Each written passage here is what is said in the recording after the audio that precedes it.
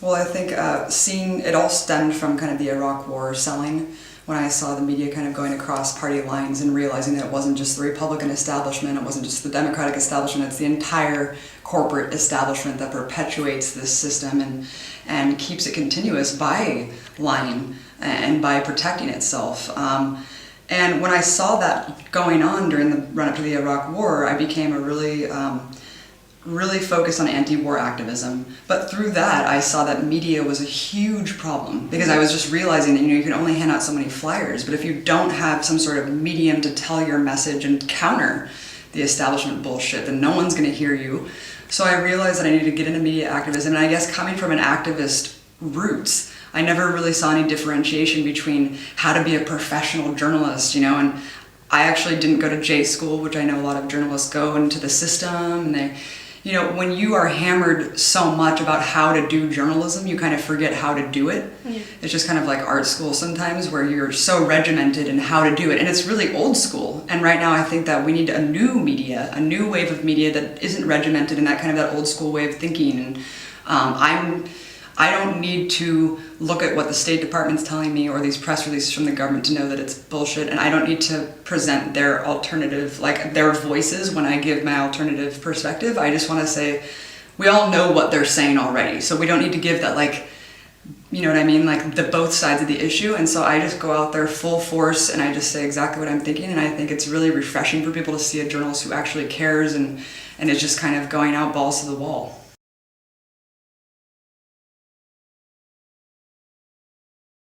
I think it's the biggest fight that we have is media, and what you guys are doing is crucial, because those are the actors that we're listening to tell us the news. Unfortunately, in the media revolution and the renaissance of citizen journalism, there's a lot of people who say, we just need to make the corporate media irrelevant, and that's true, and that's what we're doing now with building these alternatives. But the problem is, at least in America, 50% of Americans still watch the mainstream media and get their information from the mainstream.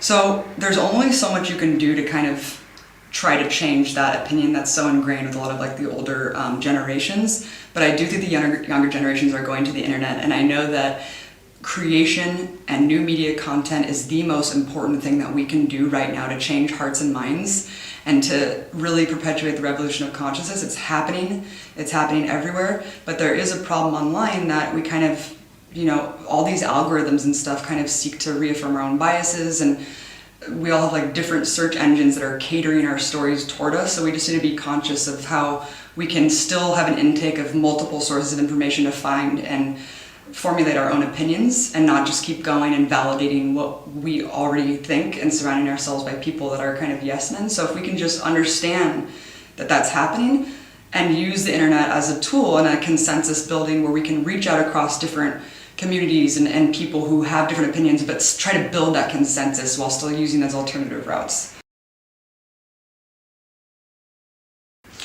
What gives me hope is you guys. I mean, everyone here at the Zeitgeist movement, it's mind-blowing. I mean, all the people, it's like really emotional for people to come up and say that my show inspired them, and it's hard to live in DC and to be in like a studio where you're kind of enclosed and be surrounded by all these people who are like working within the system that I think is completely broken, and we can't even, you know what I mean? We can't waste our time trying to reform a system that's broken and outdated. So it's unbelievable to come outside of that bubble and to see how many people agree, how many people are already working to build their own. I mean, all of the incredible ecological transformations and technological advancements that are happening that the system just doesn't talk about because it challenges them too much. And that's what's so inspiring and motivating to me.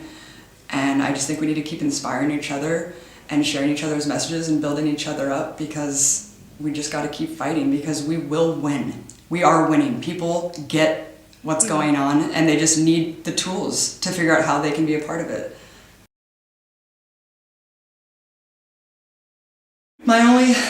Just don't give up. I know that it seems incredibly daunting. Everything completely fucked up. No matter where you look, it seems like there's nothing you can do, but there is. And I always tell people, I went the media route, but I think that whatever issue speaks to you the most, whether it be food, water, sweatshops, like the hydroponics that they were talking about, and all like the agricultural revolution, that's what, just hone in on the issues that speak most to your soul And even if you're living in like some remote rural area, start a hub, start a blog, start a podcast, get on AM radio. I mean, all of these things that you can do, and go to meetup.com, because there's people who are like minds out there. As much as the establishment wants to phase out all critical thinking and alternatives, we exist and we are stronger than them, and our voices are way more powerful than those people who dictate our reality, and we need to change that reality by just creating our own, reaching out to the communities, reaching out to like minds, because we're all around. And the second that you start like meeting people in your area, they energize each other, you know, and you can inspire each other and realize, okay, you're awesome. I didn't even know that you were living right down the street. And I feel like we're so separated from people and isolated in our modern technological society that we don't even just talk to our neighbors and people like, you know, on the train and the subway and stuff, and just say, hey. And I just think that if people did that more, they would realize how much more we all have in common and how much we can all work together to really make the world a sustainable, better place.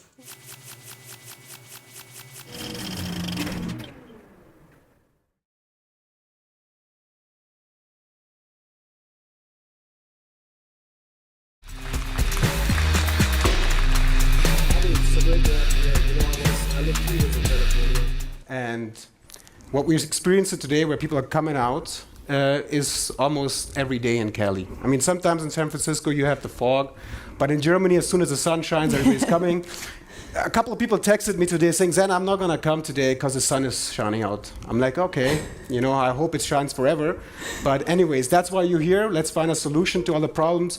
You've been an activist, documentary maker, you've hosted Breaking the Set, you're at teleSUR, you're on the streets, you've got so much experience in this field of journalism, activism.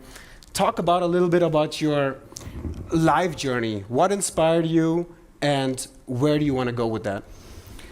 Well, Zen, like a lot of people, I didn't grow up politically conscious or politically astute. I kind of got a crash course in U.S. imperialism with Zinn, Chomsky, Chalmers Johnson when I was a freshman in college, and I was just astounded at the damage that the U.S. empire has done. I mean, the violent economic oppression and military subjugation around the world. And so I was so alarmed. At the time, I still kind of blamed the Bush administration. I was trapped in that partisan mindset.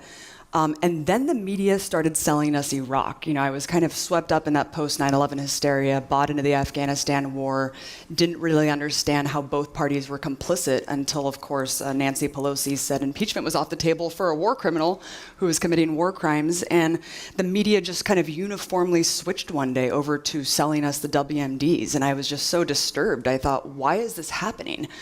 And through my anti-war activism, I realized that you need media for the people, right? Because it doesn't matter what your issue is. You could be passionate about GMOs, you could be passionate about the water supply, about war.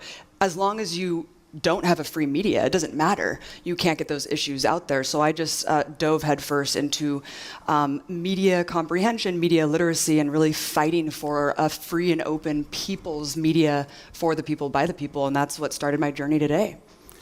It's very interesting because this journey kind of ended up at the CIA, or the intelligence committee's table. And in January 2017, they came up with this document called Assessing Russian Intentions in Recent US Elections. They actually took their time, limited resources, despite all the poverty, to mention you in this document. This document basically was trying to find ways of showing how Russia interfered in the election. And since you worked at RT, you hosted this show, Breaking the Set, they mentioned you, and let me quote what they wrote. Overwhelmingly focused on criticism of the US and Western media, governments, as well as the promotion of content that is radical. So before you answer this question, I find it really funny, because I think in our open and democratic society, if you're criticizing the Western government, isn't that something people should be welcoming? You would think so, Zen. Unfortunately, that's why a lot of anti-imperialist journalists like myself, like Chris Hedges, have to go to places like Russia Today to provide that alternative, the counter-narrative to that corporate media hegemony that pushes imperialism down our throats. We were all waiting with bated breath for this intelligence report. For months, we were being told by the corporate media, by the establishment, neoliberal establishment and intelligence agencies that they were going to come out with this conclusive proof that Russia meddled in the election. And so we were all waiting for this report. Unfortunately, when it came out, I was stunned. I was stunned that I was in it. I was a part of the reason why Trump won. Because half of the report, Zen, was it was a crude analysis about RT. It was literally just talking about RT programming. And no, it wasn't talking about how I praised Putin or, whitewashed the reality of what's going on in Russia. No, none of that. In fact, I never did that on my show. In fact, I was one of the anchors who actually spoke out against Putin and kept my premiere show for over a year. When Russia invaded the Crimea, you criticized that on open air. That's the point you're trying to make. Absolutely. I criticized it on air, and I was able to keep my primetime show for an entire year after that. I continued to criticize Putin. I talked about the downing of MH17, etc., and hosted rigorous debates about the Ukraine situation. But back to the intelligence report, what's amazing about it, Zen, back to your point, is that this is the real threat, right? This is the real threat, is talking about real issues. Because when you look at what that intelligence report entails, it's literally talking about how my show covered fracking, covered income inequality, Occupy Wall Street, and how it was some sort of Russian warfare operation that we hosted a third-party debate. That's what C-SPAN does every year. So you have to understand that this basis, right, this basis that everything's Russian propaganda, if you talk about realities in our country, if you talk about the fact that half of Americans are living in poverty, they don't have more than $1,000 in their bank account, that's Russian propaganda. You can't criticize US foreign policy, the murderous imperialism that we're carrying out around the world, and unless you're a Russian propagandist. And that logic has unfortunately bled over to now, here we are a year and a half later, where literally activists who are protesting oil pipelines are useful idiots for the Kremlin. Jill Stein talking about US imperialism is repeating Russian talking points. It's a really disturbing atmosphere that we're living in. If you think about it, I don't know the exact numbers because I think the official account isn't there, and there's so many secret operations going on, secret bases, but I think it's something like over 150 countries, over 1,200 installations. It's not like we don't, as journalists, look at America as America. If it was Great Britain today in that position, or if it was India today in that position with that military scope, we'd be probably criticizing them. And what I don't seem to understand is, when there's a military footprint on this planet and the wars in Libya and Iraq, why do we still cannot call the empire to what it is? Yeah, people think I'm talking about Star Wars when I speak about the US empire. It's amazing to me. We have so many bases that even Pentagon officials won't even tell you the number of bases because there's so many lily pad bases off of that official 900 number that they don't even know. We're talking about 56 military interventions that have subjugated and usurped the democratic processes of in Latin America alone. We're talking about, catastrophic wars that have killed millions, tens of millions of people, the use of chemical warfare, violation of international treaties, exemptions from international treaties. The list goes on and on. But the reason that you don't hear about this is because we're the best country in the world, right? We can do whatever we want. We're not the empire because we're the moral arbitrator of what's right and good and holy. We have the freest media in the world. We have the freest democracy in the world. So, of course, when the media works hand in glove with the establishment to sell this notion, right, it's a weapon. The media is a weapon of the empire. It's not just to protect the corporate structure. It's to protect the empire and to sell these wars and narratives. And you see it time and again, Zen, where we just have to keep marginalizing ourselves and fighting on the margins to fight for the truth, because we're just lambasted with attacks day after day from the corporate media structure. It's incredible. So tell me about your experience in RT. I don't want to get too deep into it because this is not an evening for RT, but how would you compare it to your colleagues that are in Western corporate media? Did somebody call you, or let's say Putin, the mastermind, from his basement in the big castle that he lives in? That's the perception that you get if you're following the news. Did he call you up and say, hey, Abby, you're supposed to report that and not report that? Or how was your experience working there? Well, it's incredible. When you look at the corporate media, you can tell who's our friend and who's our foe, right? They tell you who's the enemy and who's our friend. So Russia, Iran, Venezuela, North Korea, those are the enemies. So if there's any state-funded entities from those countries, they're also enemy networks. It doesn't matter if Al Jazeera is somehow legitimate, even though it's run by a Qatari, theocratic dictatorship with virtual slave markets. So that part was always kind of hypocritical to me. Why is that okay? Why is it okay to have state-funded media enterprises funded by empires, right? BBC, France 24, Radio Free Europe. Sorry if I break you off. Yeah. The German media over here is funded by 7.6 billion euros, I think, somewhere around that line. And there's no criticism if you appear in the... It's actually okay. It's lauded. And the other point is that a large part of its finance, it's not through the conventional taxes over here, but through a system that you call GEZ, which basically sends you a letter every 3 months telling you if you don't pay, you're going to get some consequences. And let me just add to that.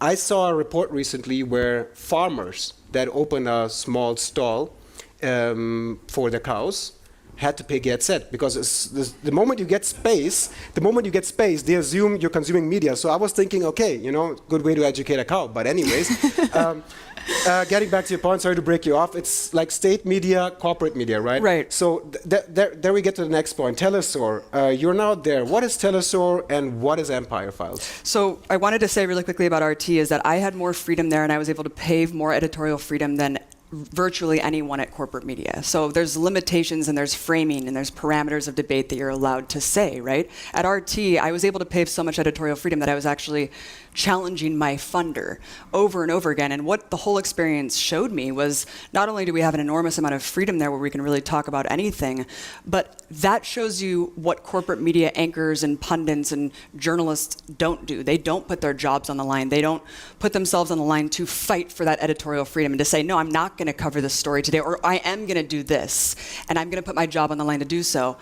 RT is simply an alternative. That's why it's such a threat to this corporate media narrative, because it provides that space to challenge, right, the corporatocracy, challenge capitalism, challenge empire. That's why I worked there. teleSUR is different. Because, in a world where we're fostering this Cold War mentality against Russia, I think it's really important to have RT. I think it's important to hear what Russia has to say and the perspectives that Russia brings. But teleSUR came out of a contagion of this pink tide, this progressivism that erupted in Latin America. We're talking about a region of the world that was subjugated and ravaged by colonialism for decades, if not centuries. Cuba was always an anomaly, but with the election of Hugo Chavez in 1999, I think sparked this movement. And so teleSUR came out of a joint venture with Hugo Chavez and Fidel Castro to counter that corporate media narrative that was set as a weapon to destroy these countries, to destroy their democratically elected leaderships. And it's a joint venture between 6 countries right now: Bolivia, Nicaragua, Uruguay, Cuba, Ecuador, and Venezuela. And I'm honored because I feel like it really fits within my value system, because they really tell that kind of Marxist perspective and the working class perspective, and telling the voices of the marginalized and oppressed who have been completely obfuscated from our history books and the entire narratives of what we know about realities then. The Empire Files is a show where it's a long-form documentary show, an investigative series that sees every issue through the lens of U.S. empire, because you cannot look at the world either internationally or domestically in the U.S. without looking through that lens. The world needs to be looked at in terms of colonized and colonizers. In terms of Israel, we love to use Israel as that military garrison in the Middle East because it's surrounded by kind of these post-colonial, semi-independent states that haven't kowtoed to U.S. economic hegemony yet. So that's why we like Israel in that center. But the Empire Files retells these stories, retells these narratives, uplifts the voices of those marginalized and oppressed people who haven't had their chance to tell their stories, and reclaiming the narratives that have been written by the victors. And we've had the chance to go to these countries and be on the ground and see firsthand how just completely, patently absurd the corporate media narratives are everywhere from Colombia to Venezuela. So talk about Ecuador, Venezuela, and Colombia. I mean, it's really interesting because the indigenous people in these countries do not get a voice. First of all, there's this language barrier, obviously, and the second of all, who wants to go in the jungles of these places and spend millions of euros or dollars to talk to these people and their concerns? What are the concerns of the indigenous people, and what sort of challenges are they facing both domestically and internationally? Well, it differs country to country, but I mean, Ecuador was a really interesting example because I went to the rainforest, this pristine rainforest that has just been completely savaged by Chevron. And so I saw Chevron, the massive oil company that, also sponsors a lot of corporate media. So, corporate media is basically subsidized by defense contractors and oil companies. But when I was in the rainforest, talking to victims who were indigenous there and who have died since from contamination, and it was an insight in how Ecuador was before President Correa took it and challenged the empire and started giving more rights to indigenous people. And the indigenous movement had backed him in his presidency. And he gave rights to nature, which was a really monument in the Constitution, correct. And so you kind of saw, pre-colonial and post-colonial mentality there, where they had just opened their country up to be ravaged by imperialism, and then they were trying to fight back against that. In terms of Venezuela, the indigenous population there is completely obscured from our media. We don't ever hear from the tens of millions of people who actually are diehard Chavismo. That's a very serious political force in the country, and we just hear constantly that, there's a totalitarian dictatorship where Maduro's forces are mowing down protesters. The reality is completely different. It's very complex. People can watch my reports to learn more, but the indigenous movement, a lot of Afro-Venezuelans who you don't see their voices ever being given gravitas for. So it was incredible to go and give, a voice to those voiceless people and hear their perspectives, because they're really virtually absent. In Colombia, it was interesting because as much as we hear about Venezuela, we hear nothing about Colombia. And this is a country who we poured $10 billion in Plan Colombia over the last 15 years.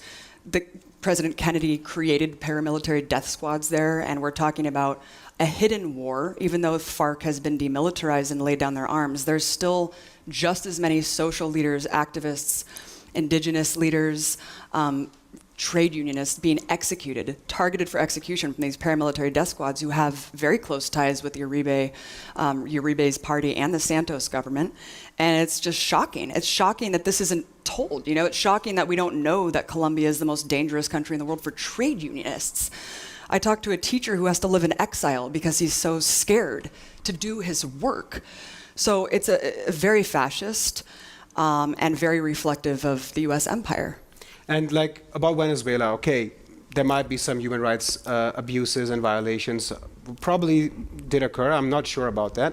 But what I feel is left out of the entire coverage, I will almost talk German, zum Beispiel, for example, is that the role of finance. I mean, financiers on Wall Street or Frankfurt or London just decide collectively we're not going to invest in this thing anymore, we're going to do an investment strike. And so that has a huge effect on the currency, and then you see all these supermarket reports coming in. But this is what I find particularly interesting, that the role of finance is left out, the role of capital, if you want to put it that way. So you actually went into the supermarkets. What did you see? And you also analyzed the media. I mean, you put all the newspapers on the table. Could you tell us a little bit about that? Yeah, I mean, we hear the same reports, right? You can virtually make up anything about Venezuela, and you can really make up anything about North Korea, and really people just regurgitate it based on no verification whatsoever. So I hear constantly, people are starving and eating rats in the streets. Look, there is a serious economic crisis. The thing is, it's very complicated. There's economic warfare going on with private versus public ownership. Like you said, the detrimental, devastating sanctions that the US forces has put on Venezuela has actually caused a lot of this economic crisis. So this is what the West likes to do. It puts devastating sanctions on countries like North Korea and Venezuela, and then it uses the effects of those sanctions to then slap human rights violations and further penalize these countries. I did go in the supermarkets. The supermarkets, when you see these videos and pictures of just empty shelves completely in supermarkets like you're in The Walking Dead, it's absurd. It's patently absurd. There's a shortage of specific items, and that's for a very specific reason. I mean, these items are, it's it's an economic war. I won't get into the nuances of it, but it's just not true when you see just this footage that you see over and over again. It's specific items, and that's what people get from the government. They get those items that have shortages every month in a bag called CLAP. So I just don't understand this very trivialized, childish narrative that just totally removes the other part of the story. As far as the media ownership, I mean, we hear the same thing with every country that the US wants to overthrow and commit regime change in. It's totalitarian, there's no democracy, they don't have a free media, people are starving. And they're a national security threat. And they're a threat. Venezuela's going to come invade us. So yeah, a lot of that, you know, it's almost the opposite in a lot of these cases. But yeah, I mean, the media, a lot of it is privately owned. And when I was there, I saw newspapers that were saying Trump needs to take care of Maduro on the front page. I mean, way more liberated than, you know, way more hostile, let's say, toward the government than our media is. So let's move on to a different directions, because talking about teleSUR, which is a sort of Latin America-wide initiative, I would put it that way, or RT, Russia. But I'm really particularly interested in citizen journalism, and you started Media Roots, a citizen journalist-based outlet, which you can see online, you can hear the podcast. So talk to me about the basic ingredients of citizen journalism and the importance of it as well. I wanted to say one more thing about teleSUR really quickly, is that I have so much editorial freedom there. I interviewed President Correa multiple times. I had no questions vetted. Can you imagine if someone came and interviewed Trump and like didn't have their questions? I mean, that happened with Hillary Clinton and Hillary Clinton, I think. The Clintons had to throw out somebody from the White House because that journalist was critical. Do look that up on YouTube or type it on Google, you'll find that. Anyways, getting back to that. Yeah, so just complete editorial freedom. I have no boss. I literally sell a show to the network and they air it. So it's very insulting to say that, you know, I'm lying on behalf of these countries. It's absurd. Media Roots is started as a citizen journalism project, and I was self-taught, just kind of like how I met you years ago in Berlin, and look where the organization has come. Zen, I mean, it's just a little bit of commitment and dedication, and never really expecting a reward. You know, you're not doing this to get on the front cover of magazines. You're not doing this to get recognition. You're doing it because you know it's right, and you know that you're probably always going to be on the margins fighting for what's right. But Media Roots, it started off as just an aggregate of censored stories and covering different progressive movements in my backyard, covering Occupy Wall Street, covering different protests, DEA raids, stuff like that, police brutality, the Oscar Grant rallies, and then RT found me through there. But I think the tools of what it takes to be a citizen journalist scares the hell out of the establishment, and that's why you see anyone who's kind of taking measures into their own hands and creating their own media and trying to decolonize their mind and be media creators is a threat, right? They're all Russian stooges and Kremlin operatives. But that's what's so beautiful about the era of digital technology that we're living in, is that everyone has the tools and capacities to teach themselves, teach others, work with peers to formulate groups that you know, you can learn from each other. I was lucky enough to have a community center where I was able to learn Final Cut and editing and how to use a camera. And but really, it's a self-taught thing. I think journalism school hammers into your head of how to be an objective journalist and makes you think that you have to be tens of thousands of dollars chained to student debt, when that's, in fact, not at all. It's not this Ivy League prestigious, out-of-touch thing. Anyone can do it. People are doing it. But again, you have to be media literate. You have to be a critical thinker, and you have to understand how to ingest the media landscape and understand the biases, because it's just one component of the whole package. I want to say, like, when I interviewed Edward Snowden last year, and I was one of the very few people to do that from Germany, I have no background in all of this journalism school. I went online and saw all the Center of Investigative Reporting techniques, methods, and stuff like that. And it's really funny when people come up to me and say, Zen, where did you study journalism and stuff? I'm like, in my heart, you know? I just opened up at some point and said, I have to change things. One of the inspiring moments was Noam Chomsky's book, Manufacturing Consent, which kind of shows, structurally speaking, how the corporate media in the United States, and that research goes 20 years. It's actually a scientific paper, not even a book, of how the corporate media controls the function of information. And when it comes from the beginning to the end, it's something completely different, like in terms of reality. But getting back to this objective media, you have this advocacy media sort of thing, like we should send out a message, we should be constructive and not just be critical. And I'm a big fan of critical media, because that's the scientific way. You have to have scientific rigor, you have to question. But I think it's also scientific to be constructive. I mean, think about a technology in that term.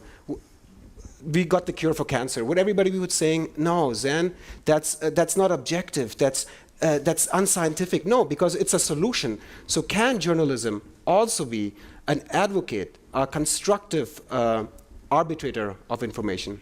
Absolutely. That's why I am a proud advocacy journalist. I think objectivity is horseshit, and I think that journalists who pretend like they're objective are lying to themselves because everyone has an overt bias.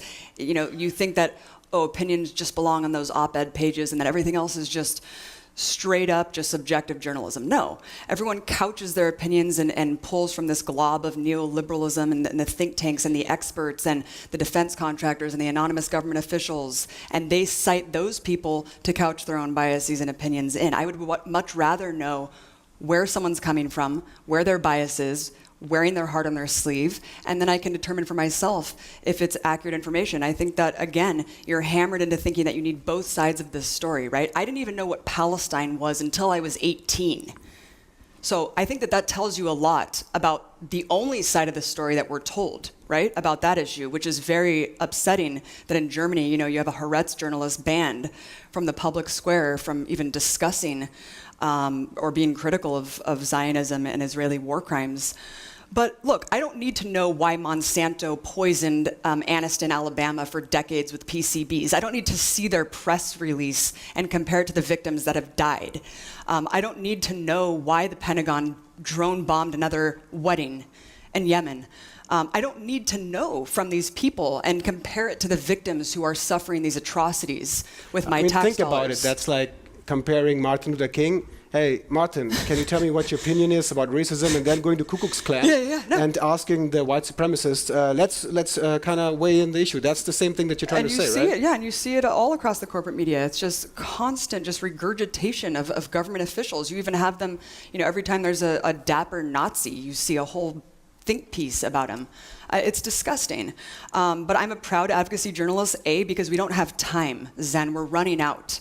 Capitalism is eating itself. And you just mentioned diseases. I mean, Goldman Sachs, we've come to such a stage of late capitalism where now Goldman Sachs is just openly saying it's against their profit model to cure patients of diseases. So we don't have time left, and I'm advocating for the truth. I'm advocating for marginalized and oppressed people to reclaim their power and reclaim the truth. So let's sum it up. And the part I'm trying to sum up is the solution-oriented. My brain is working really fast right now, so let me sum it up. How would you advise people to A, become citizen journalists? Not advise. What sort of, like if somebody's sitting here in the crowd or watching on YouTube and that person wants to actually change the world tomorrow, yeah? What is the first challenge or the challenges that they should take into account? And what is the underlying thing that they should always keep in mind despite the hardships that they face? I think the context that's missing from all of these trivialities and the stories that you mentioned in your intro. I mean, the daily inundation of these superficialities, we need to understand the context behind them, how we got here. History is instructive. We need to learn from history so we can prevent future wars. We can prevent going down this horrible, disastrous path, time and time again, generation after generation. So I think, A, reclaiming and relearning history, understanding how we got here. B, teaching yourself the tools to be media literate and critical thinker.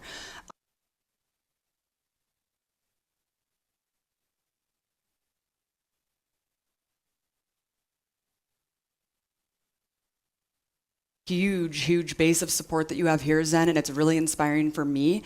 And I think this is where it all starts. You start a hub, and the progressive thinkers come to that hub and they just keep building, and that's how social movements start. That's how progressive movement starts, and that's how we fight and end empire and end wars. We have to challenge that propaganda. We have to unmask the brutality of what's going on. And from there, I think we can find a much better system than what we have now. Inspiring words, Abby.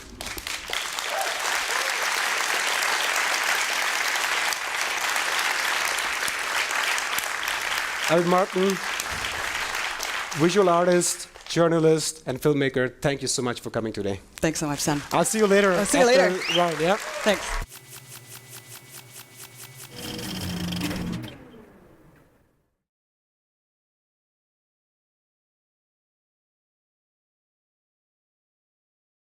This round, we are going to attempt to find solution. We're not just talking about the political level. Part of it is the political level, but not just. We're talking about direct action. So I would like to introduce again Jill Stein and Abby Martin on stage.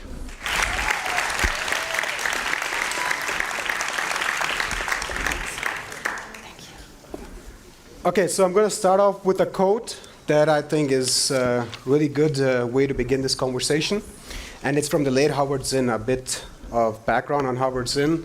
He is an historian who did a lot of work writing The People's History of the United States. That's the name of his book. And he did a lot of work on documenting the suppression and exploitation of marginalized people. This includes women, blacks, Hispanics, and he documents and provides another viewpoint of American history. So this quote I found particularly interesting to start this conversation, and here it goes. Voting is easy and marginally useful, but it is a poor substitute for democracy, which requires direct action by concerned citizens. Jill, I want to start off with you. Since you're a politician, do you think voting is the only solution? And if not, what other methods are available for citizens? I completely agree with Howard Zinn that voting is one thing that we do every 2 years or 4 years, but democracy is not just how you cast your vote. If that's all it was, it would be pretty hopeless. You know, in my view, electoral politics is most powerful as a way to build the movements that we're working on all the time and which are the real drivers of social change. And, you know, I think fundamentally, we want to build the movements that are really critical where we live in our communities, for living wages, for the right to a job, for health care, to end student debt, to have free public higher education, to end war, and to rescue the climate. All those things go together. And that's, you know, that's a big agenda, but you focus on what's really critical so that you can work with the people around you and build an unstoppable force for change. Abby? I think voting is literally the least thing that you can do, and that's, you know, I agree with Jill. For people who don't vote, I feel bad because it just takes almost no effort to just go cast your ballot. I mean, I understand why people feel completely disenfranchised. Like Jill was saying, 40% of Americans were non-votes, and most of those people are people of color and working class or poor people. And that shows you how disenfranchised they are from this two-party dictatorship that just completely does not address any of their needs. So I get it, but it's time that we really start reaching out and building movements with those people who are outside of that system. Well, I'll comment on that as well, because starting acTVism Munich was a very difficult thing to do. It's not that easy when you see all these banners and these lights and people. Getting to this point, even this point is not the end point, but anyways, getting to it was a very difficult thing, because the big questions that came around was, when you begin a movement or you begin an organization, there's a lot of energy, and I'm talking about not a capitalistic organization. I'm talking about an organization that is built on idealism, right? Mm-hmm. People have to find ways outside of work, outside of university. You have deadlines every day. Think about it as a single mother. And outside of their jobs, to find ways to engage themselves. And that was the big thing that we had to do. So my personal take would be, one has to organize their life and find discipline for it. And that doesn't mean you do it every day. It doesn't mean you do it every week. It means you find a time in the year and try to repeat that act. And this is how people like organizers, I organize a lot of the capacities within acTVism Munich. This is how people like me can then coordinate those points. You know, there's a designer, oh cool, there's an editorial person, oh, how can I get that editorial text on the design? You know, then people can start planning capacities. And doing that over a period of time, you start seeing something develop. It's like a flower bloom, you know? So that would be my little comment. Yeah, we all have our own creative capacities, and we need to enrich each other, build each other up, keep inspiring each other. But I totally agree with you. It's so easy to get burnt out, and a lot of people enter this movement and then they immediately leave it because they just go full force and their fire extinguishes itself, you know, because it's so difficult under capitalism. It's such an oppressive system that you feel alone. And so I agree with you. The first step is reaching out to the community and then finding out what your strengths are and building on that. Yeah, and we had a lot of people that came in this organization, like a lot of them, and I'm so sad that they left. It's not because they wanted to, in the sense of, oh, this is a bad organization or something, but the system ate them up at some point. Mm-hmm. They had to travel somewhere, they had to find a job somewhere, and that created big holes in our organization. But like you said, Abby, if we find ways, if you have the energy, you will always find a way, in my opinion, to somehow coordinate the ways and come over crisis. And I think the biggest challenge, and Jill, that's for you, like, tell me about the Green Party. How much intra-conflicts do you guys have? Is it like, I mean, it's important that we share the emotional conflicts that we might have within each other. And how do you go around that? So, you know, for me, the Green Party was kind of like finding a family because, you know, many of us are odd man out, you know, in railing against war and nuclear weapons and, you know, privatized healthcare. The system has so much propaganda, you know, it takes a certain kind of, you know, fortitude to fight it. And so many of us feel very alone in that fight. And for me, the Green Party was where I could find lots of other people who were fighting on exactly the same issues, and it was just so exhilarating to find this whole community of support and people who really wanted to do stuff about it, you know, and not just kind of scream about it and curse the stars, but really wanted to do active, practical stuff, come up with real solutions, challenge power, push the envelope. You know, for me, it's been an incredible source of strength. Now, that doesn't mean that there aren't lots of disagreements within the party. We're a very grassroots party, which means it doesn't have like a top-down authoritarian style. So there's just oodles of debate going on, but we move as a group. So, for example, the Green Party adopted BDS, boycott, divestment, and sanctions, like 10 years ago. And we were kind of ahead of a lot of the popular understanding. So there was intense debate within the party that went on for years, and we all educated each other, and we came along. And so, yeah, there's a lot of vigorous debate, but you know, sharing an agenda for people, planet, and peace over profit is kind of the unifying thing, and the unifying thing is activism. So for me, you know, it's really been a great kind of moral compass and a guide to where we're going. So let's jump onto some public questions. Ich habe folgende Frage an Jill Stein. How is the Green Party developing on the local level? So that's really where the focus of the Green Party is. We get most attention at the presidential level, unfortunately. I mean, and that's not very much either. But our real focus as a party is locally, and that's where we have a lot of local elected officials and where we're fighting, you know, on energy systems to get public transportation, you know, for free public higher education. These battles are always local, and that's where we're most persuasive and where we really build community. So it's going really well in spite of the fear-mongering that's going on, whether it's Russia or Donald Trump. You know, there's a lot of fear, and the Green Party is made to, you know, is being made out to be the enemy, you know, public enemy number one, Russian talking points, collaborating with Putin, etc. You know, all this nonsense.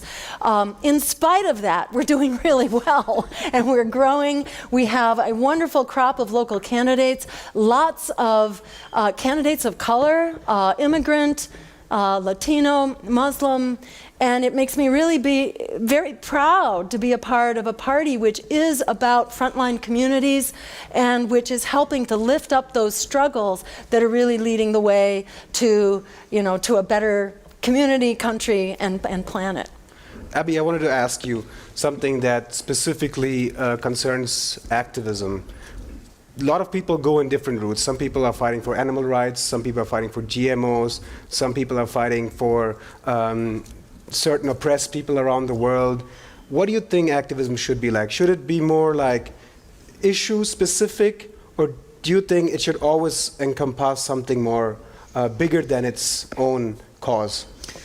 Well, yeah, I mean, if you agree that capitalism is the structure that is breeding, you know, this rampant inequality, violent oppression, and imperialism around the world, I absolutely think that the number one goal should be replacing that system, right? So we need to understand the context, like I was saying before, be instructive of how we got here and how we can get out of it. Because, you know, it all stems from the same thing. So if you're fighting animal rights, you're always going to be, in the US, there's people who are basically facing felonies for exposing animal rights abuses, because that's what the system does to you. That's how capitalism works. Because it hurts the profit margins. Yeah, exactly. If you're exposing the way they treat animals, right? Exactly. So I think just keeping that in mind, I think everyone does have their passion. My passion is media and, anti-war activism, but we can all use our own passions. If you're an artist, if you're a musician, if you're an author, like we were saying before, you can be creative. You can find creative ways to fight the system, to fight capitalism. There's people who are divesting all over the place, and this is something that you won't hear on the corporate media. Project Censored is an amazing outlet that I encourage anyone who's a prospective journalist to get involved in. They are incredibly instructive, and they help you kind of, understand how to do journalism. But they publish a list of 25 censored stories every year. And this last year, some of the censored stories were successful divestment campaigns. Divestment from police, divestment from big oil, divestment from weapons contractors. And so this is happening all over the country, and people are taking initiatives upon themselves in communities, in college campuses, and that's where it needs to come from.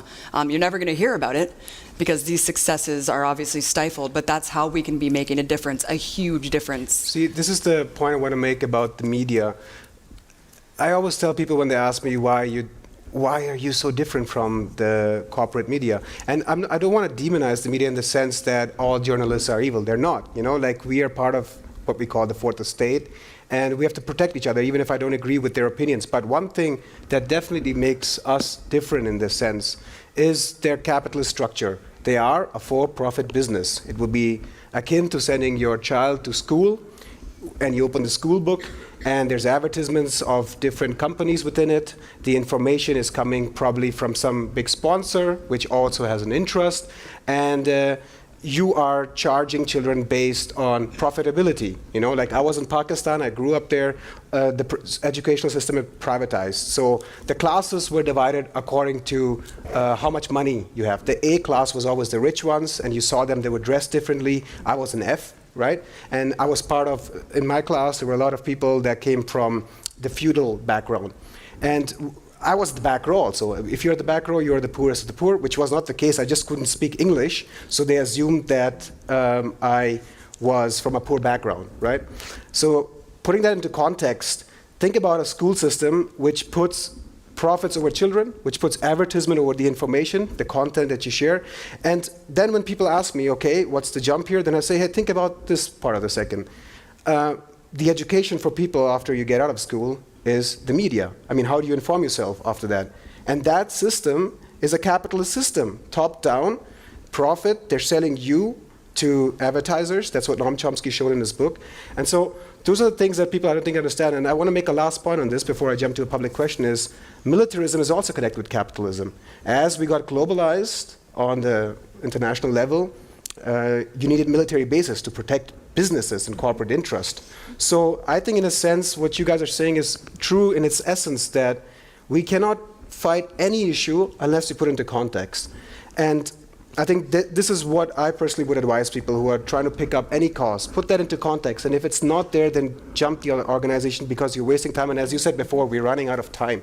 And it's not like the world is going to be a better place if we all start doing some small causes. I think it's going to be a better place if we put it into a system. I wanted to jump in there really quickly, and you hit it on the head, which is that is the crux of empire, and I think that is also the crux of why we're fomenting this anti-Russian hysteria, because ultimately Russia is another giant capitalist entity, right, that is going to be ultimately a competitor with the United States, and we know that China is as well. And so fomenting that fear and hostility is an inevitability that we're going to confront these two giant economic powers in the future.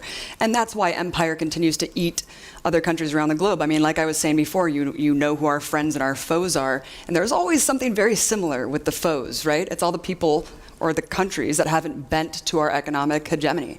They're not subservient, they're not slaves to the US empire.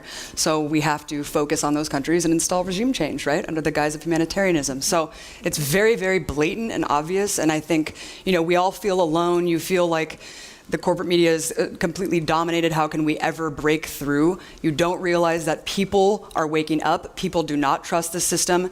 bring it up to your friends, colleagues, coworkers, wear a button. I mean, anything that can start a dialogue, and you'll never really, it's very surprising how many people that you can just interact with on a daily basis and start building those communications.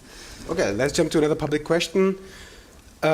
Also, at Jill Stein, do you have any advice for young people on how to discover their purpose, talents in the professional field workplace? I feel like many teenagers have to decide it way too soon. Yes, definitely. And I grew up in a generation where it was okay. Ours was the anti-war generation. It was, the generation that brought the troops home from Vietnam, that was out in the street for the civil rights movement and also for the women's movement. So at that moment of great sort of social turmoil and turnover, it was okay to spend some time sort of figuring out what your place in that was going to be. And I feel like now people are getting pigeonholed to be a cog in the wheels of this vicious capitalist system that has created part-time, temporary, horrific jobs for people without any security, without any future, without any growth to it. We shouldn't feel like we have to accept that system. The question is always, how do you survive while you're fighting that system? And I'd encourage people not only to find their connection, and their passion, and to try out a few different kinds of things. Don't be afraid of the arts and humanities, which are so disparaged nowadays. You're supposed to get a nice, secure niche in some very insecure service industry job and, pretend that that's going to be your future. I think it's really important for us to recognize our future depends on each other. And as you find your niche, find it in a way that you can work as part of a bigger team.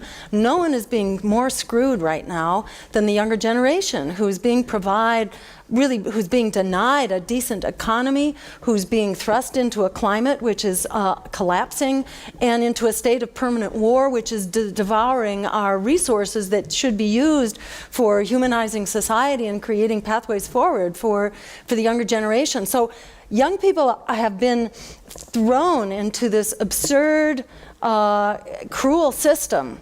And don't feel like you have to make sense of it, because it cannot be made sense of. It really has to be fought. And the more we can fight together, the more we can live in, work in cooperatives or live in cooperative working situations. My friends, I must say, in the younger generation who have found that pathway have a much more a less steep mountain to climb, because at least they feel like they have some collective form of security. Their rent is more affordable. They cook together. They buy food together. And those who are working in co-ops have a say over their working conditions. So I'd say just keep raising the bar, and don't be afraid to raise the bar, and don't be afraid to take your time to demand more of the system and to find a workable pathway forward.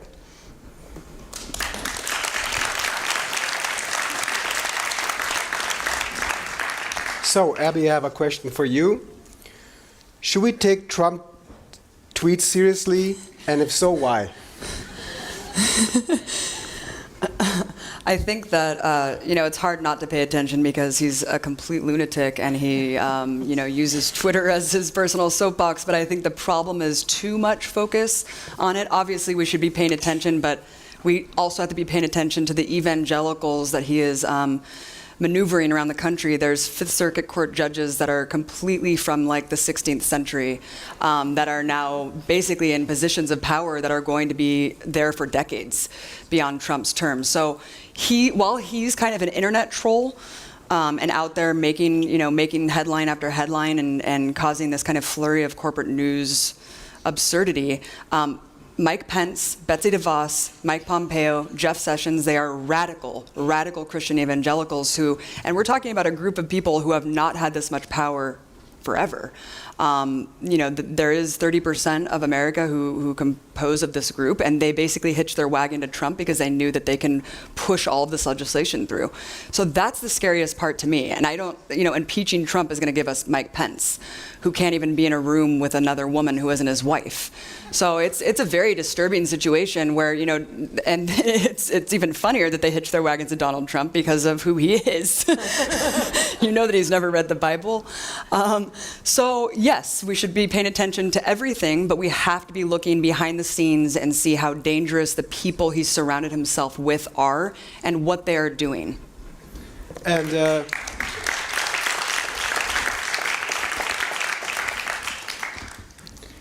another one from you, from Wolfgang. What are the main things that keep you from being discouraged and stay motivated?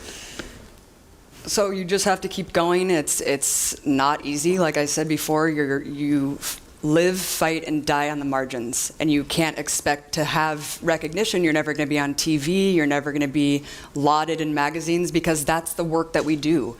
This is a completely violent, crazy system that we're living in that does not reward dissent. It ostracizes it, it demonizes it, and it vilifies it. That's very clear with the fact that Jill and I are in this intelligence report saying that this is why our country is the way it is. So you have to understand that, but that's not why you get into it. You get into it because it's not about you. It's about the world. It's about bigger than yourself. You have to remove yourself from that perspective and understand that you are just one person. You can only do so much. But the actions that you take can have such profound effects. And just the people that I've met here tonight, I am so inspired to just keep fighting based on it's just really, it's amazing. It's amazing. So we have to keep inspiring each other. We have to keep uplifting each other's voices because that's all we can do. And yeah.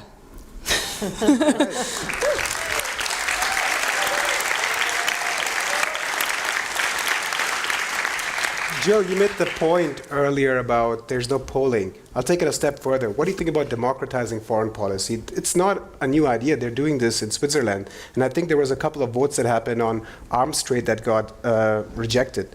The basic income, I believe, didn't go through.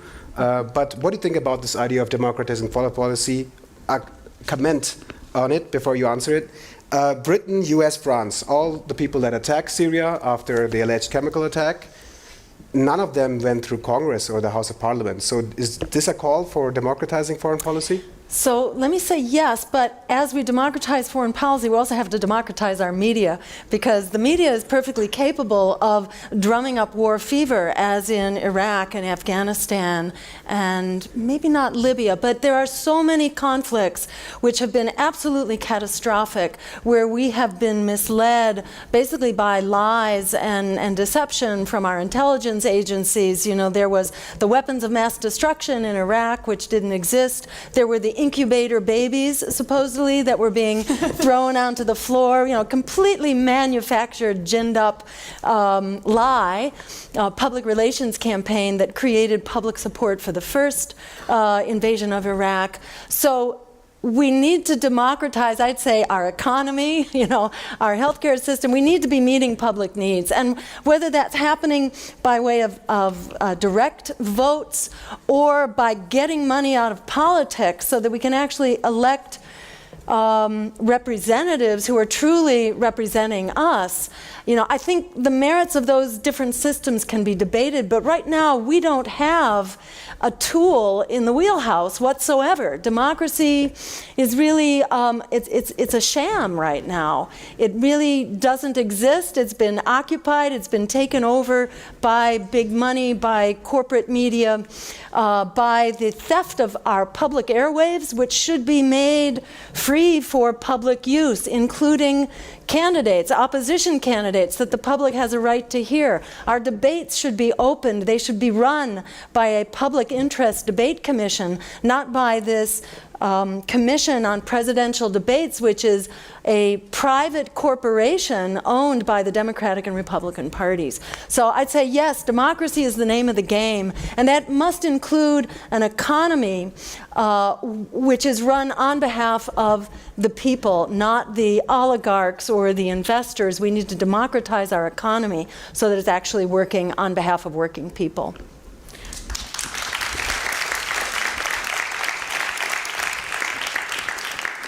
I would also like to comment on this because this organization, acTVism Munich, is struggling with implementing democracy at its core value, right? It's not because we don't want to, it's because the system, if you think of a square, right, and it's getting smaller and smaller, and one of those within this piece of paper there's a circle, and just imagine the square is getting smaller. At some point the circle will also become a square, you know, if it gets smaller. And so we notice always that whatever happens, if somebody can't achieve his target or her target, right, or we don't, it's always because, oh, my boss just called, I don't have a choice here, I gotta pay that, yeah? Or I have to work, I have friends that work at a bar, Steiner, hi. I see them struggling. I see a lot of people struggling with university and stuff like that, and those people that join acTVism, I see that struggle in front of me. You know, in my own case, I had to go on unemployment benefits to make this idea happen, and today I'm employed at this organization, but I had to radically think about something to get out of the system to create a new idea. And I'm not asking people to do that, you know, I'm not asking people to do that, but there are good initiatives that have started, right? Like your initiative, Media Roots, right? There are good initiatives. I ask people not to 5 hours a week or day, 10 minutes a month. And if you add that up, it adds up to something. Like, I never thought if somebody would have asked me, hey, you're going to interview Edward Snowden and a presidential candidate, then in 5 years from now I would say, hey, are you crazy? Did you just smoke up or something, right? But that's what happened. And I really encourage people, start, just small steps add up to a big collective change. And that's always, I think history has always proven that when changes did occur. And when you find those like minds, then those opportunities just come naturally, which is so beautiful. Yep. And Jill, I have a question for you. Will you run for president in the next election?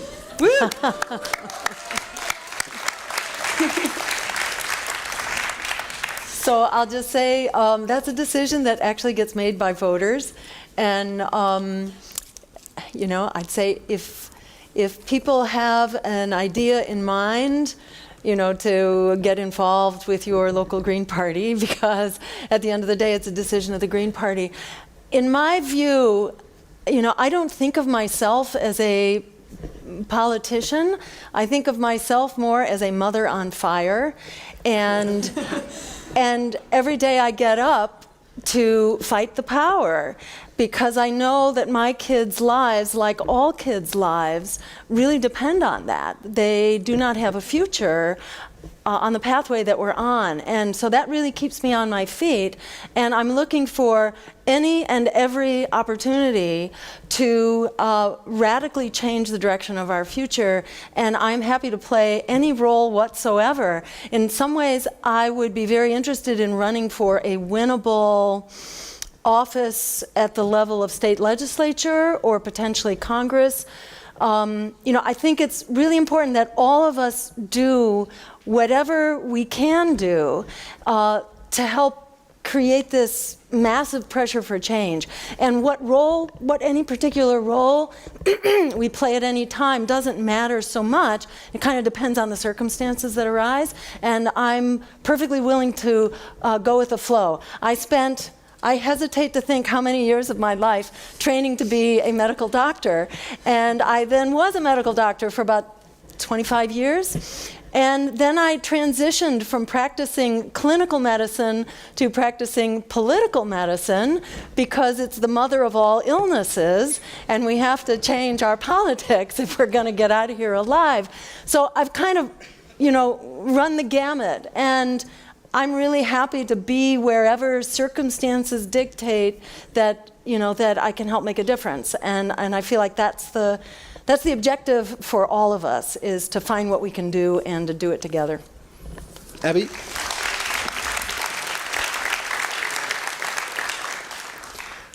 A question or a statement, let me see. Thank you for your work, Abby Martin, and your honesty. You are weaponing us with... Okay, you are weaponing us with information to act, but how do we... Okay. How do we bring this information across to people who don't know the facts, but argue that it's a conspiracy? I mean, that is the struggle, right? Is breaking people out of that orthodoxy and that paradigm, and we have to just be a part of that paradigm shift. I think that once people see, you can't unsee. There is a conspiracy that goes on every day. I mean, that's what Wall Street is. They conspire to subjugate the masses with economic, policies. I mean, our government conspires every day. It's kind of outlandish to just discard the notion of conspiracies on a grand scale when that's literally what the oligarchs of the world are doing. But so I think it's small steps. It's showing people the truth on what's going on in Palestine. I mean, it's finding those narratives that are so regimented and hammered down our throats and picking one by one and kind of showing people that there's an alternative narrative, there's a counter narrative to these truths, right? These ultimate truths that control our society and hammer us with dogma every day, and that when it comes to Americans, that we're American exceptionalism and all these notions that keep us in the positions that we're in. So it's little steps. It's showing people the truths, whether it be Palestine, whether it be Colombia, whether it be the U.S. empire, whether it be Germany. Every little step counts. Every little comment matters. Everything that you share really does make a difference. And so never think that it doesn't. I was speaking to someone earlier who was talking to me about publishing a socialist newspaper, and he was saying, it's difficult. How do we get this out here? I can only pass out 10, whereas, CNN has capitalized on hundreds of millions of people. And it's like, people are distrusting that. The more that the system oppresses people, the more half the people are living in poverty. They can't make their paychecks every week. They know it's not working for them. They're looking for something else, but they just don't know where to find it. So you need to be that person that will show them another path. You need to be that person that shows them another truth, another narrative against this prevailing crazy orthodoxy that we deal with every day. So everything makes a difference, and every paper that you hand out, 1 out of 100, someone's going to join the movement, and they're going to be a fighter. And that's because of you. And you may not know, you may not be rewarded for it, but you have to know that everything has reverberations out there, and you cannot stop because we need you.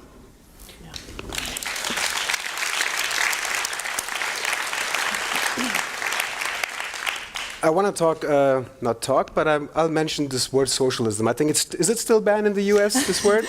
Not after Bernie, no. Yeah, Bernie changed the matters. And when say people, socialist government control and stuff, and I say, wait a second, there is already socialism in place.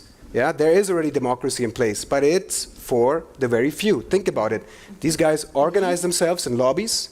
They try to influence policy through money, which is they're trying to, and they have really legitimate democratic institutions within themselves. They decide, they exclude, and what they do through these institutions is they enable to themselves more freedom in decision-making processes at the cost of the majority. So we have democracy, we have free decision-making, but it's for a very small sector of our society, if you think about it that way. So the people on top enjoy democracy, I think, but only for themselves. The moment you open up to it to more people, that's when this stuff comes. Yeah, socialism, government control. But if you think about it the other way, they love influencing policy.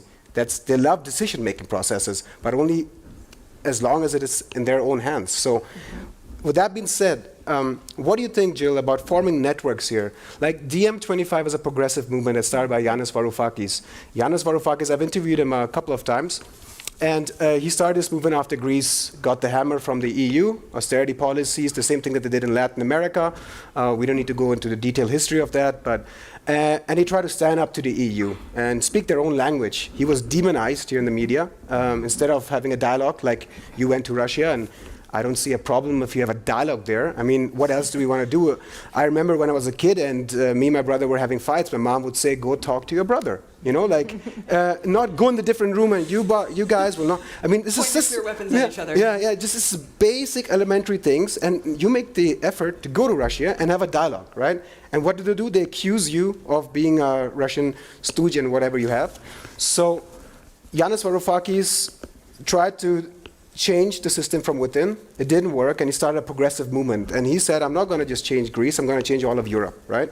So what do you think about forming networks within Europe and America, transatlantic networks? I'm not talking about the orthodox definition of transatlantic, but really within movements. Your comments? Absolutely. I think if we allow ourselves to be talked out of movements, we're being talked out of our power. Movements, inherently bring us together. And just as an aside, by the way, diplomacy inherently is about talking to people you have problems with. It's not about talking to your friends. And that's what we should be doing. And, it's outrageous to think that people are saying the answer to our conflict with Russia is to shut down communications and to expel diplomats and to stop talking with each other. During the Cuban Missile Crisis, what did they do? John F. Kennedy opened doors, which was very controversial at the time. Russian missiles had been welcomed to Cuba following the Bay of Pigs, and Cuba felt like it needed some protection. And so Russian missiles were on their way, and this was obviously very worrisome. And there were those who wanted to just fight back, and to open up the nuclear war. And they proceeded with dialogue and diplomacy, which worked. And eventually we got through the Cold War, and that should have been a time to have really advanced international law and human rights. At any rate, we lost that opportunity, but we shouldn't lose focus on the fact that dialogue and diplomacy are absolutely essential. And when I went to Russia, if I could add, my message there for this conference was essentially that we needed dialogue and diplomacy, not war, and that we needed a weapons embargo was our proposal for Syria. We needed a weapons embargo for Turkey to stop allowing militias over its border, and for there to be a ceasefire. And I was actually very critical of Russia's new participation in the Syrian war and the bombing which had just begun. So it's not like I went there with a kiss-up message. I went there to actually have dialogue and diplomacy, which is what we need, and that should be the model. And the German diplomat, Willy Wilmer, was there as well, right? That's right, yes, and he was the person at the table. And nobody's accusing him of anything. Right. He was the one person I was able to talk to at this table where the Russians all spoke Russian and nobody was introduced to anybody or knew each other's names. So it's not as though there was any funny business going on at the table that Putin only sat at briefly before he gave a speech in Russian. So the whole thing is just so concocted. And by the way, all that happened 8 months before it became a smear campaign. When did they start to care about it? When I got the nomination. When I got the nomination for the Green Party, all of a sudden it became, the smear all over social media. So, this was really conjured up. And truth to tell, I'm kind of used to this because I've been running for office ever since 2002, and they don't like it when people are running for office and they're actually telling the truth and holding power accountable. But to your question about forming broader alliances, that's really where the power is. The power is in building big movements. If we allow ourselves to be divided by national borders or by issue areas, we're divided and conquered. It's about having a big vision for people, planet, and peace over profit, or you can call it socialism, or you can call it economic democracy, or you can call it do unto others and the golden rule. Different people will use different words here, but I think the theme is the same, that we need to throw out the bums here, this economic elite that's absolutely, throwing us over the cliff, and we need to get together in order to do that. The minute we get together, we're absolutely unstoppable.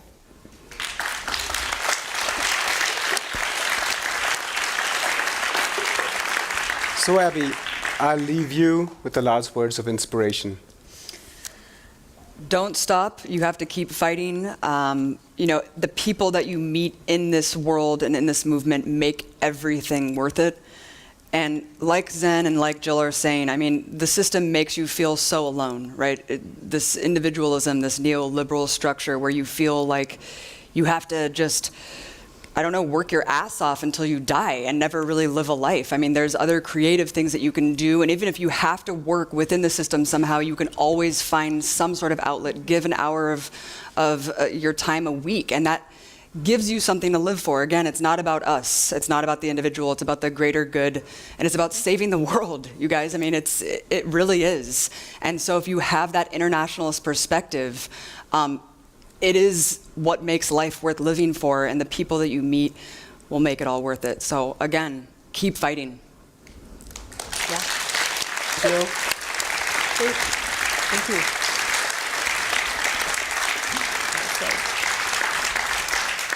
I want to thank you guys for coming today. It was wonderful talking to you both, and I wish you guys a safe flight back. I'm pretty sure the CIA has stopped its rendition policies for the time being. The German government is a bit easy on this, so I wish you guys a flight back, happy flight back, and thank you guys for coming again. Thanks so much, Zen. You're incredible. Everyone get involved in activism, Munich! Yeah.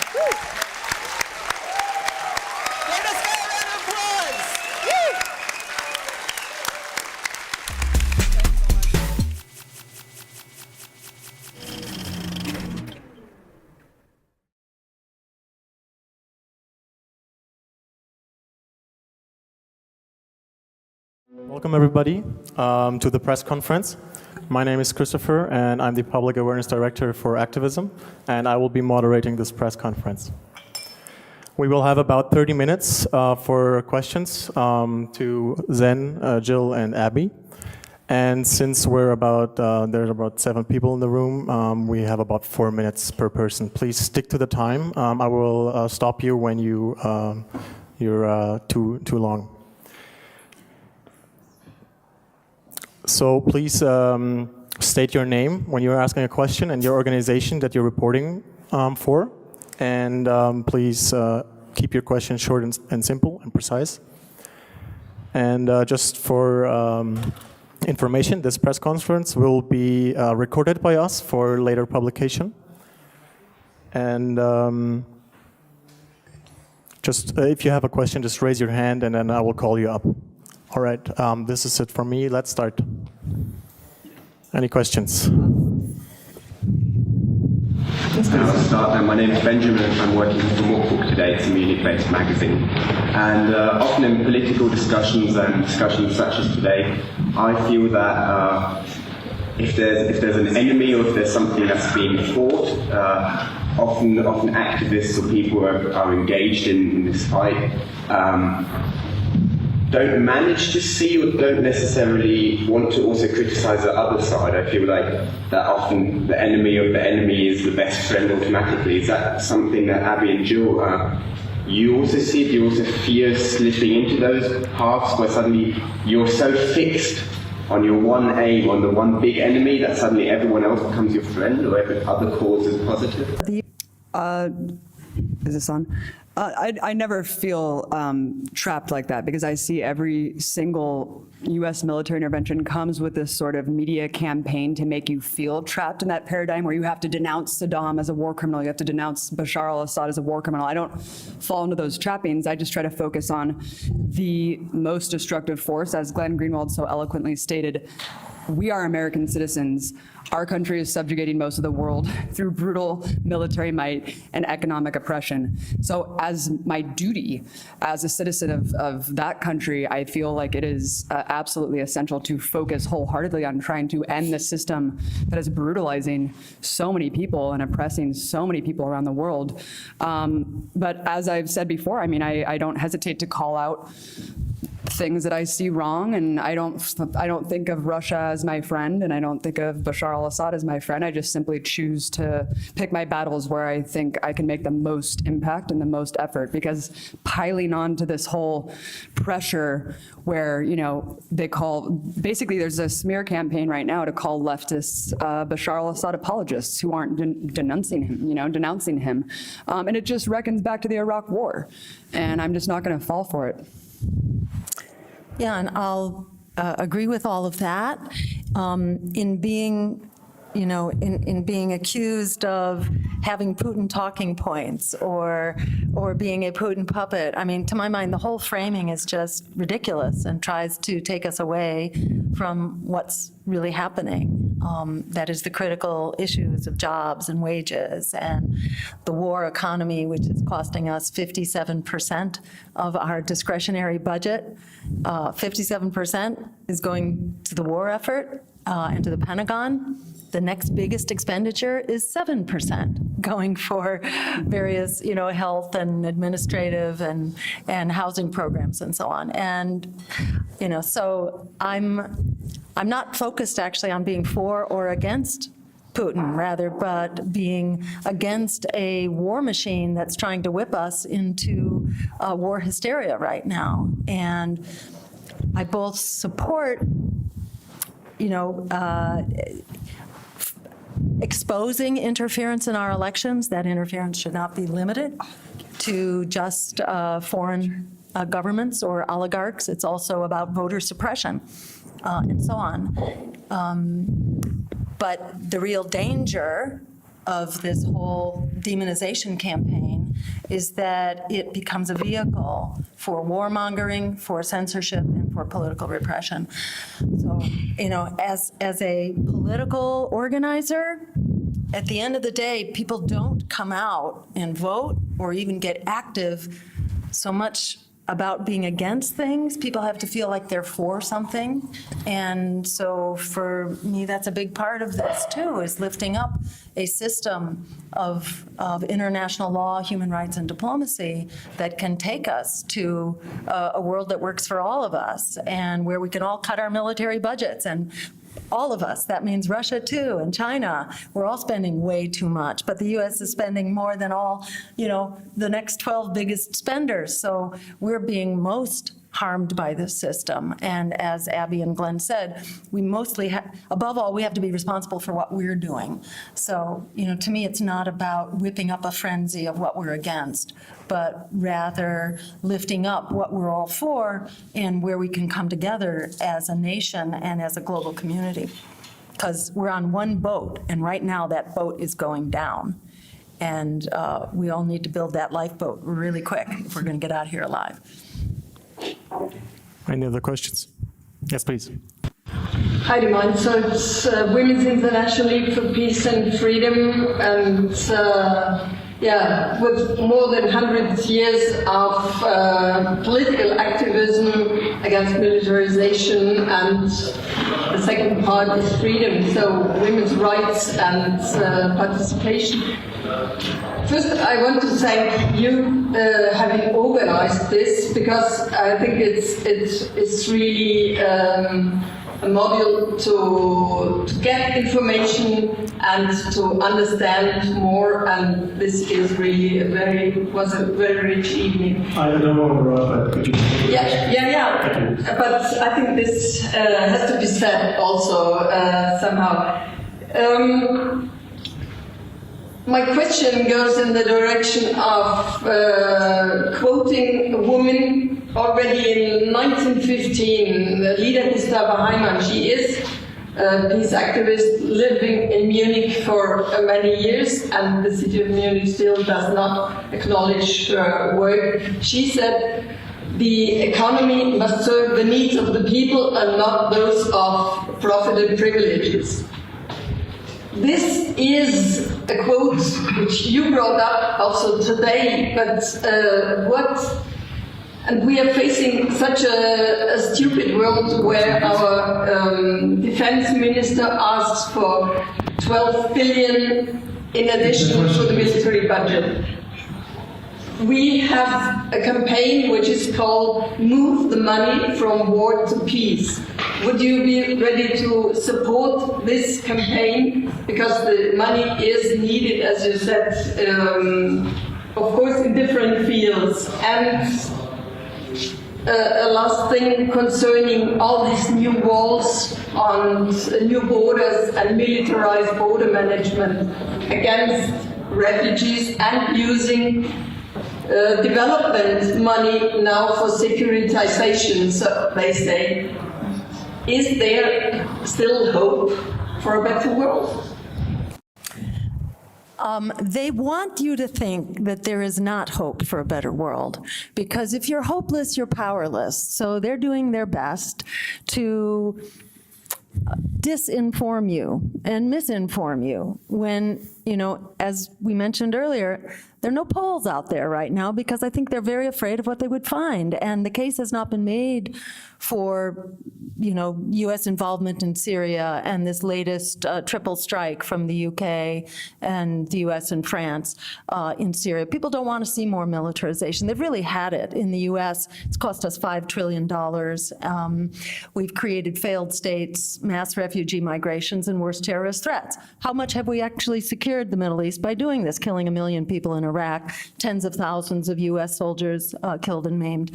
So, you know, this plan is a massive catastrophe. They can't argue for it, which is why they don't want it to be measured. They don't want to measure public opinion.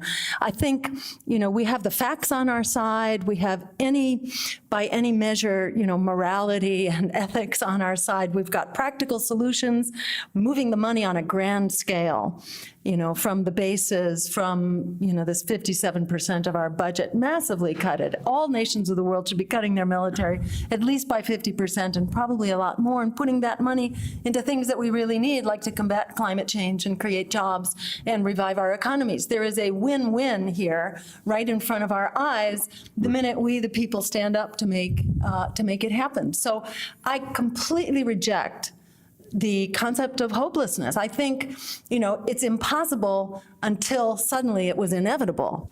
And I think it's incumbent on us to see that it is inevitable, to see that the walls are falling down right now, and it's up to us to make that happen faster and to make sure that the alternative is ready to rise up right now. As far as supporting your campaign, please send us a link at acTVism. Chris and I will have a look at it, and if it complies to what I believe it does, we are most ready to publish any of your stuff or interview you guys even. Yes, please. My name is Philip, and I'm currently writing a big article about social movement. As you know, the 60s, 80s are now 50 years ago, so this is kind of the trigger of the article. And looking into the world of my friends, I see that more and more people go to meditation, go to the awareness stuff. And there are so many good people, but they are all so annoyed about politics and the media and everything we read. Couldn't we bridge these two movements together, the meditation awareness movement with the movement for political activism, environmental activism? Absolutely. And, you know, as I think Abby was saying during the discussion, we have to take care of ourselves, you know, in order to keep fighting the power here. And certainly in my contacts with the meditation movement or the yoga movement or various religious and spiritual movements, they hunger as well for a world that is not violent and brutal. And they are denied by corporate media collusion. They're denied an understanding that there are alternatives that are really right within arm's reach.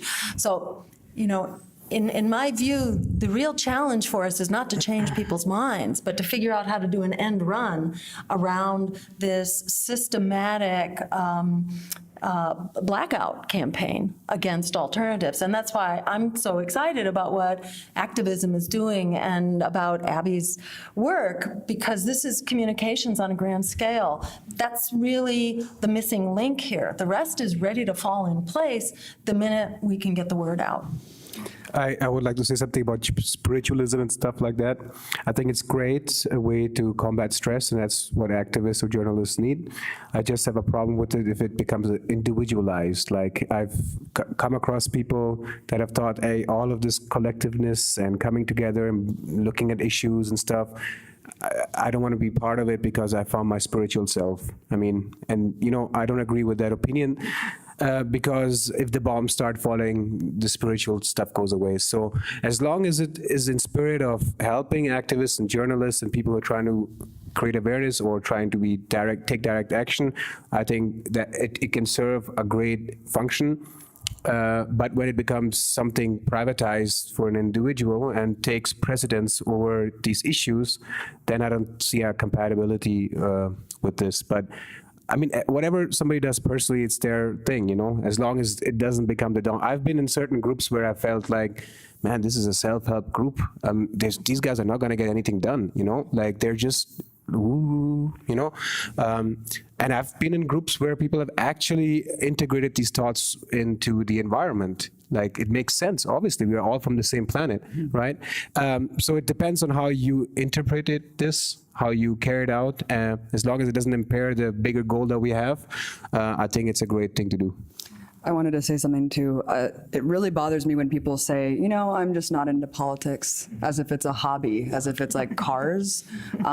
Every single thing throughout your day is political. Everything that you do has political implications. So I think, and the whole meditation and spirituality movement, we need to show these people how actually we can integrate that into the activist sphere. And actually we need that, you know, we need that holistic approach to actually be surviving and continuing to fight and not being burnt out. But I think it's making people understand how they are political creatures and how if they're not into politics, well, politics is sure as hell into you and using and exploiting everything about you and your life and your family.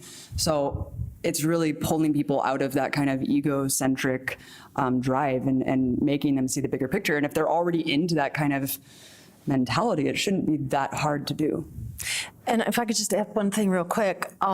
In my experience, once people have the benefit of seeing, you know, the reality that we are in the target hairs of 2,000 nuclear weapons on hair trigger alert that could be triggered at any moment, it is a very life-changing kind of realization, or the knowledge that the environment and the climate are unraveling really quickly, that the Gulf Stream could stop at any moment. It's really slowing down, it's meandering, it could be over, and we don't know when that's gonna happen. We need to fight for the greater good like our lives depend on it. And it's that connection, knowing that your life depends on fighting for the greater good. And the facts are just so overwhelming right now that I find if we can share that, or when we share that, you know, it's very hard for people to resist getting involved if they have an option. And that's where, you know, the corporate media is all about denying that option. And our corporate political parties as well are all about denying the knowledge that this is eminently fixable if we get to work right away. So I think sharing the knowledge of the solutions and the pathways there is very empowering and mobilizing. One thing to add also, sorry. I think that Trump presents an actually really unique and wonderful opportunity, as hard as that is to believe.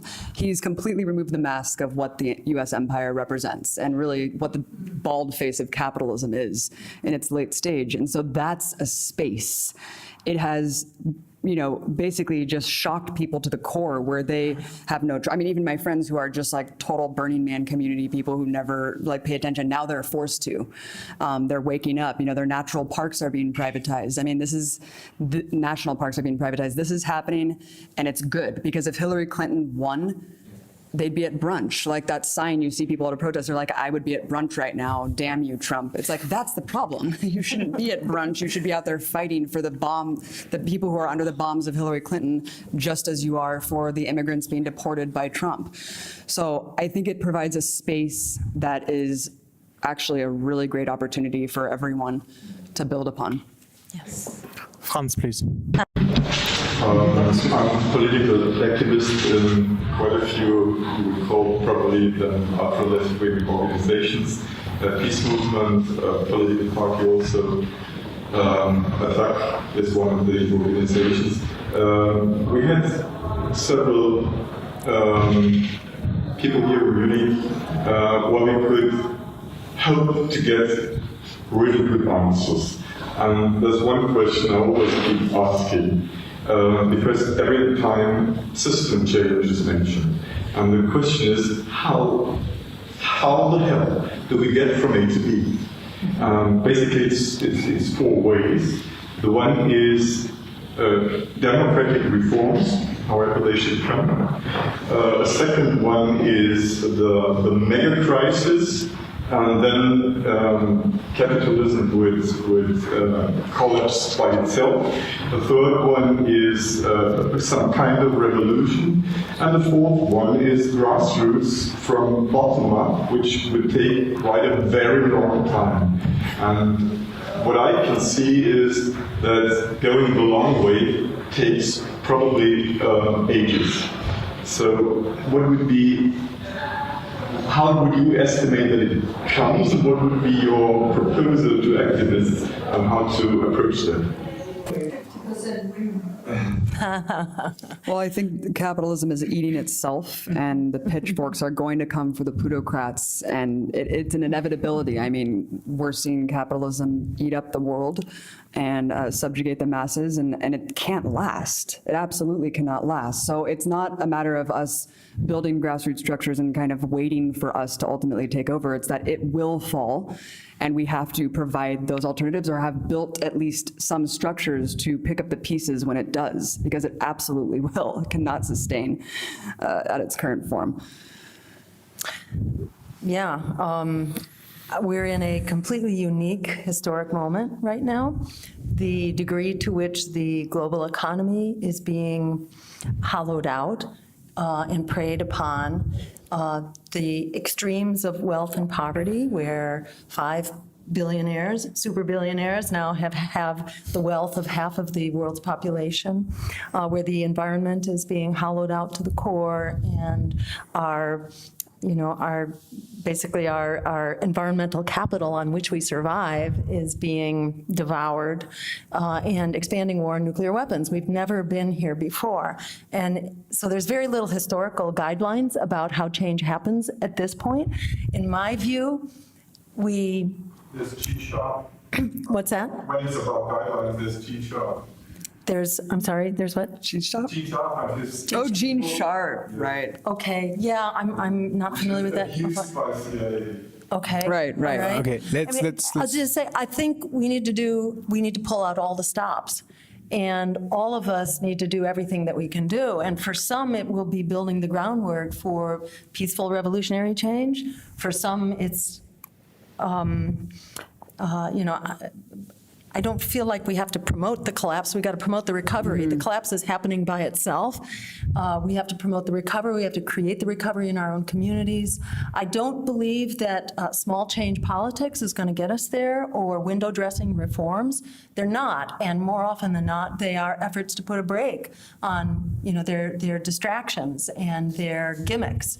I think we need really high aiming system change that changes the basics of our economy, that undoes the financialization and the corporatization, end corporate rights of personhood, et cetera, and the end run around democratic institutions through globalization and its institutions that essentially are a power grab and a diversion against democracy. I think we need very big solutions. We need public banks. We need the right to a job. It's been articulated. I don't think there's any rocket science here. I think the missing ingredient is broad public engagement. We need to be out there like the people of South Korea were, by the millions, every weekend until their government fell, or like the people of East Berlin were out there. And I remember hearing Chris Hedges describe how the activists thought it was going to be at least 10 years, and the next week the government was gone. So you don't know when the wall is going to fall down. You just have to put your shoulder to the wall and push as hard as you can, knowing that your life depends on it. Then it's going to happen. A small comment. I know Franz, I've interviewed him a couple of times. Why don't you invite her to anti-Seco demo? Anti-Seco demo. Why don't you invite Jill? That would be a good stuff. She's a great speaker. That's the, wait a second, that's the demonstration against the Munich Security Conference, which is organized by Boeing and all of them, and all of the foreign ministers are here. It's presumed that they're planning war, but they're actually here to just talk about security and how everything is going. They've been doing this historically since how many years? 75, like 90? Last for about 50 years. Yeah, and the world is where we are. At that time, now it's called Munich Security Yeah. Conference. Yeah, And great. Protests last for 70 years now. Great. Like that. And I think this is a great opportunity. Maybe this is one of the things that I wanted to say to your answer. I just want to say something. Like, these are things like, there's either a revolutionary change or there's a spillover change. There's either two ways. Like, if I can sum up what you said, like if we change something like the public bank, that might spill over onto something else, and that might spill over to something else. I think if we want to do spillover change, it's going to come from the economy, because if you change that, you're going to change the way the military functions. You're going to change the way. I think that might be a way forward, democratizing the economy. And I'm not talking about state taking over everything. I'm talking about local communities getting in charge of how their bank runs in their community, for example, or like we are doing at acTVism, how media runs in our community, acTVism Munich, you know, and hopefully acTVism Berlin, and everything will come out of this. So I think that's the change that could spill over. But I think revolutionary change, like, you know, Berlin and Korea and stuff, that could be the other path, you know. But I think for that you require the communication system that the corporate media have, and we don't have that. We have to be honest of what we have, and how can we overcome that is by creating networks. And that's why I'm proposing, it's your decision, obviously I can't make decisions for you. I'm proposing you ride to Jill and Abby for the big yearly peace demonstration that takes place, Rammstein. I think we need to do stuff like having live streaming. If Jill and Abby can't make it, maybe they can come and live stream them while they are in another demonstration, creating global empathy between your demonstration and a demonstration happening in Washington, for example. So I think those things are needed for revolutionary changes, and I think you can play a big role in that. You already know that the time next year is always in first half of February. So you would probably We'll talk about that. Yeah, I need to stop this here. Thank you. Yeah. Maybe you Wanted to add. like to join us. Yeah. On the streets, it's Yeah. 100, more than 100 organizations on the Fabulous. streets, and more than 200 organizations support. Great. Great. That's a mass. All right, it's All right, not supposed to be a excuse me, discussion. we need to move on. We don't have that much time anymore. Abby, you I just wanted to say one really quick thing, that I think it really does start with political education massively, because how could we ever organize if people are just completely ignorant about what the system is and what it's doing? So, and I think we have a long way to go in America, which is really unfortunate, because that is obviously the centrifuge of the economic system. So it takes a lot of work, but it's not impossible. Look at Iceland. Seriously, I mean, that's an amazing example of masses of people who just camped out and waited until they could take over, and now they have one of the most progressive constitutions in the world. And I know it's a very small country, but you have to gather inspiration from somewhere, and you have to do what you can do, and political education is the key, which is why we're all doing what we do. All right, thank you. In the front, please. Thank you. Darko Sejevic, Serbia, working for, simple to say, a better world. And I know that the world can never be as good as the people. And I don't think the bad people are the problem. They are just difficult. I want to think about the idea that the good people are a problem as long as they are ignorant. How to break ignorance of good people is the main problem. How to break ignorance of who? Of good people. Of good people. I could start. Yeah. Yeah. Look, I used to work here as security in this place. Okay, I was sweeping the floors, and I was standing at the door when there were events here. I was doing the ticket. I was on unemployment benefits for a while, and in America, I was very much in the party scene. You know, I've been in many places. I've lived in Pakistan 13 years. I've been in California for 3 years. I've been in Munich now 9 years. I've been to many places from people, and I have realized something, that yes, there's ignorant people, but I don't like to phrase them. I think you have to reach the right way. How do you reach people? And the problem with I see in the left is, and I'm very critical of the left, not because I want to demonize them, because I want to find constructive solutions out of criticism. That's what criticism is supposed to do. That's why I find it very funny that when these guys are criticizing something, it's obviously saying you're a stooge for something. It's not. They're trying to do it to better the society, right? And one of the criticisms I have of the left is that they judge people too quickly sometimes. Oh, this is a neoliberal. Oh, this is a no, right? I'm not the type of person. I try to find ways of how, and that's why I'm media, because you've tried to look ways of how you can reach different people with different ways, you know, like without falling in the line of propaganda, which is providing half-truths. For me, that's propaganda. That's the conventional definition right now. There's a classical definition, but I don't want to get into too much history. And how you get is how you moment it, the right moment and the right content.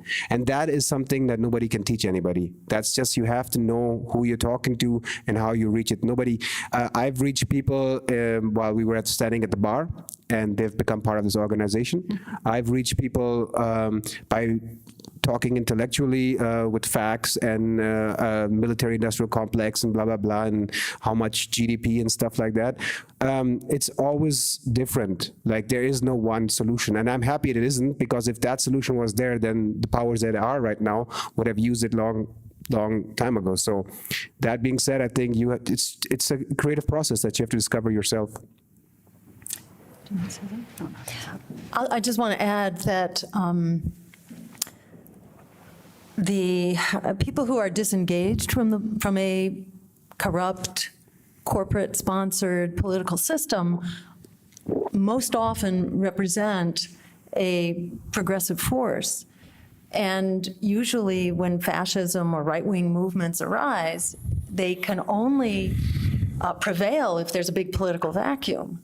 And the primary objective for me is to engage the disenfranchised frontline communities in our country, communities of color and immigrant communities and students and people who have been thrown under the bus by the current political system. 45% of Americans are not voting, and it's largely disenfranchised communities. So to my mind, that's really the focus. And for me, when I unexpectedly won a televised debate, I realized, oh my God, we're out there in very strong numbers. We're just being silenced, being disappeared. But if we can find ourselves out there, if we can find a way to do an end run around the corporate media, which is silencing us and disinforming us, we have the power right now to take charge. A 45% plurality is a plurality. In our country, Democrats and Republicans are like 24 and 29% right now of the electorate. And it's 45%. The plurality has rejected both of those political parties. So I breathed an incredible sigh of relief when I realized you don't have to actually change people's minds, because that's what I've been trying to do as a scientist, as a health provider.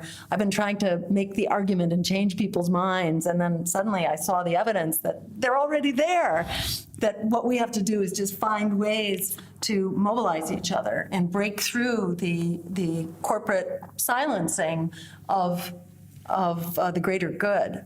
And as we mobilize each other, we can break through. Thank you. Thank you. In the back, please. Yes.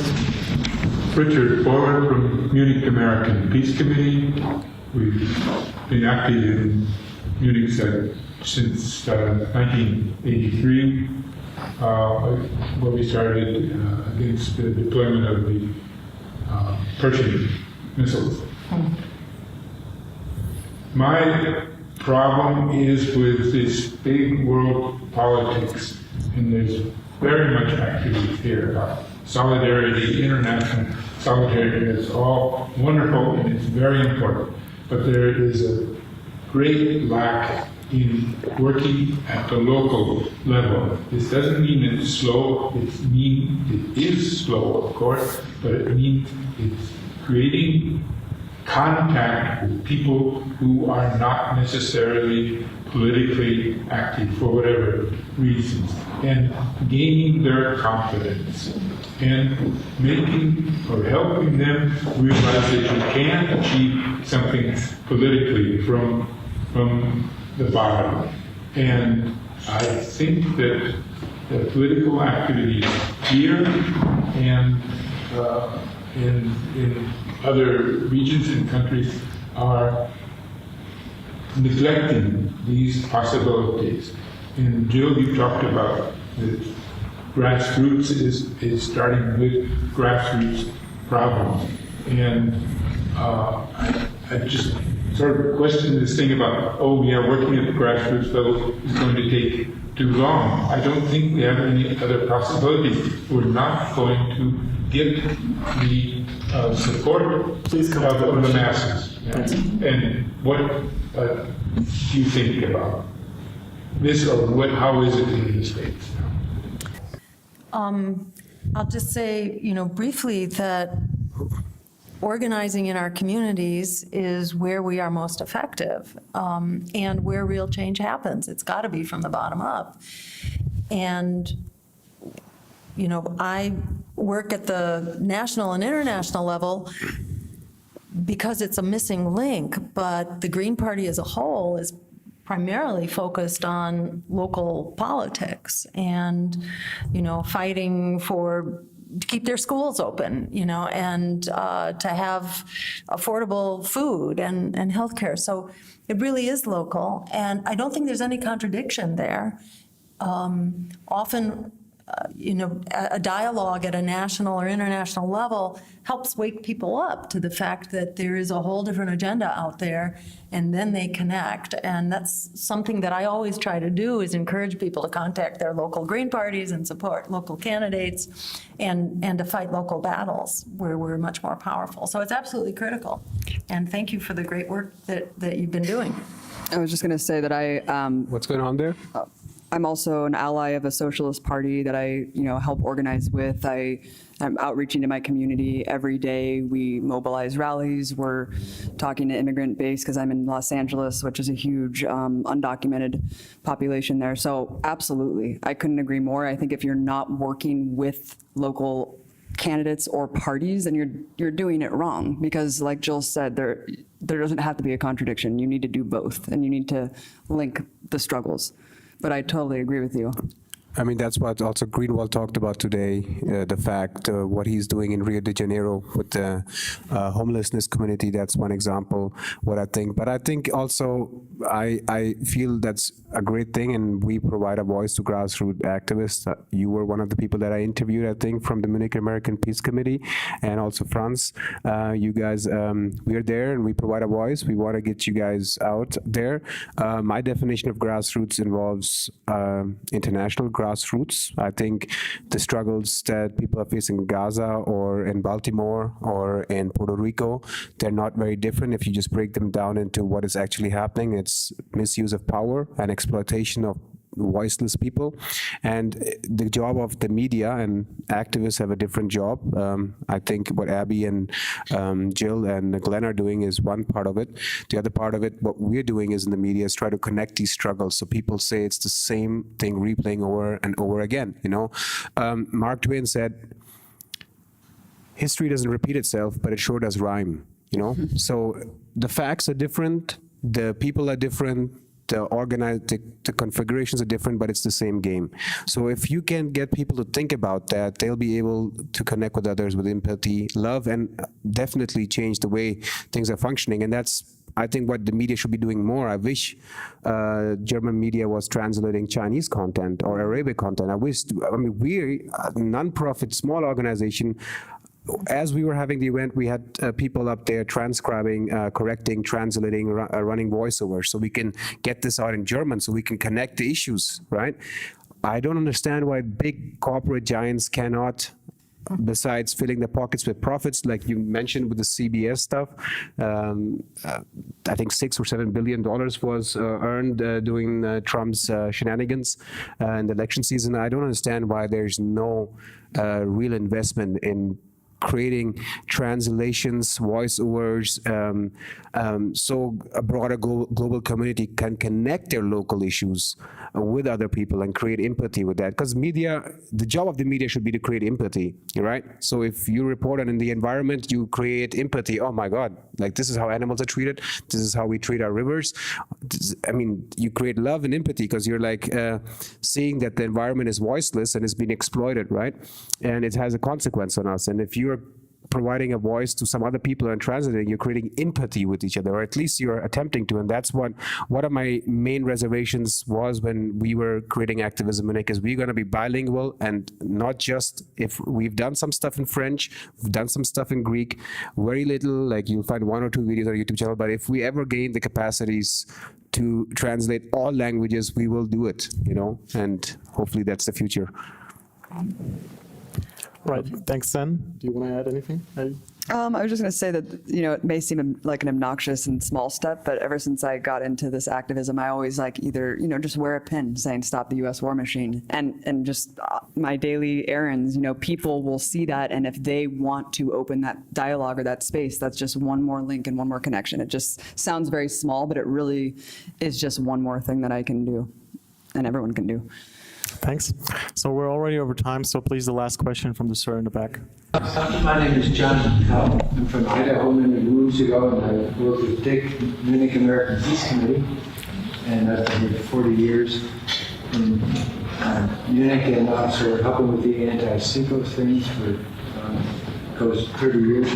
But I've gotten involved, and so I heard you talking about cooperatives, and I'm very active with a cooperative, and we provide health service.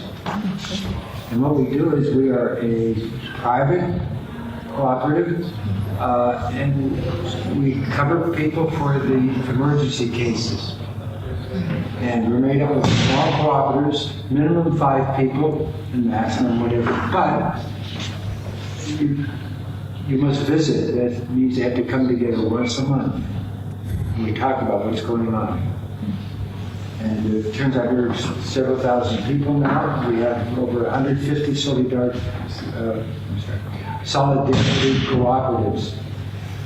On the other hand, in politics, the problem is how can I use this as a platform for something? Because we provide all the services to these people. If they get unemployed, we help them. If they have a problem with their teeth, we will cover the teeth. We say, well, we'll loan the money to you and you can pay it back. So we help them. It's really, and the thing is, you come in, you say, well, I want to be save money and do this and that. But after a while, you say, I want to be magnanimous, and you develop this confidence with us. But it takes years.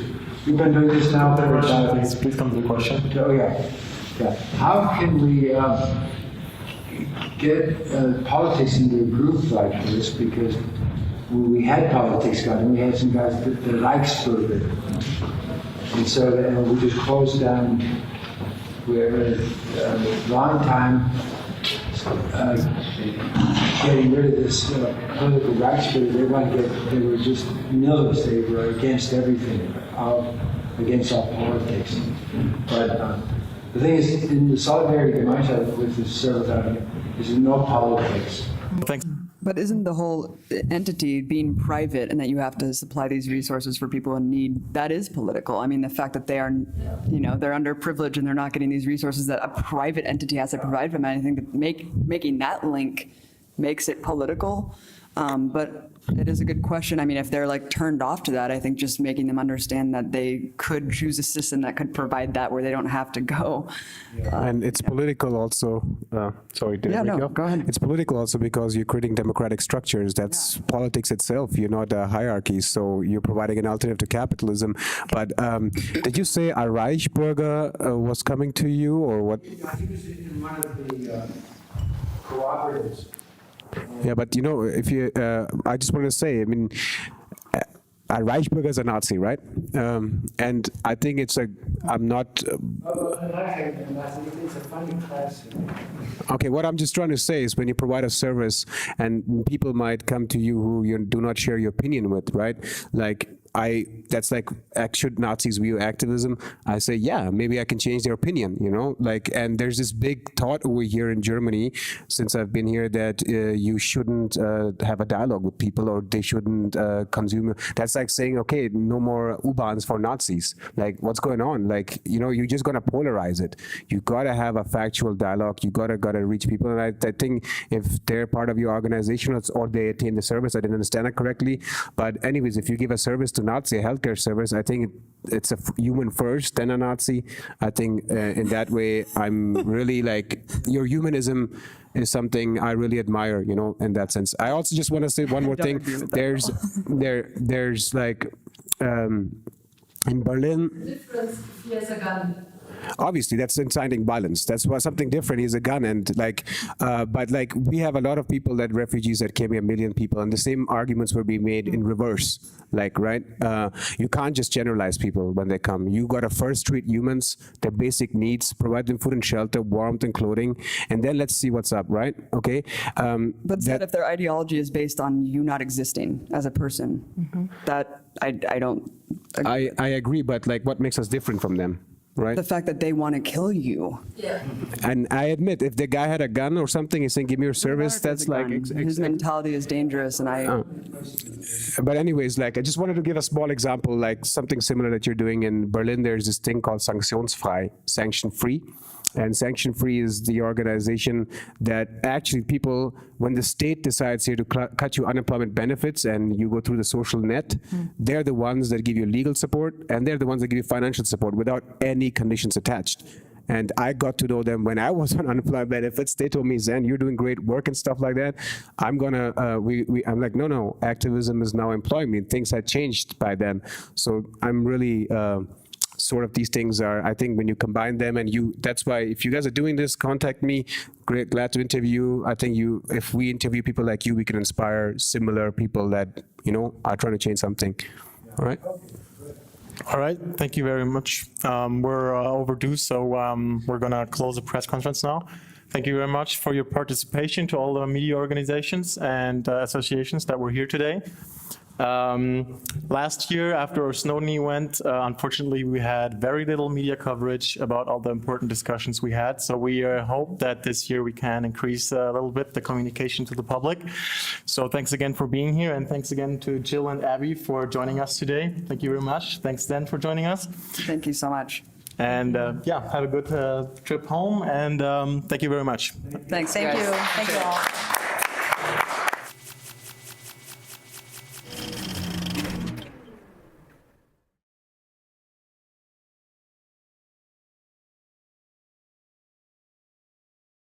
Welcome to acTVism Munich. My name is Zan Raza.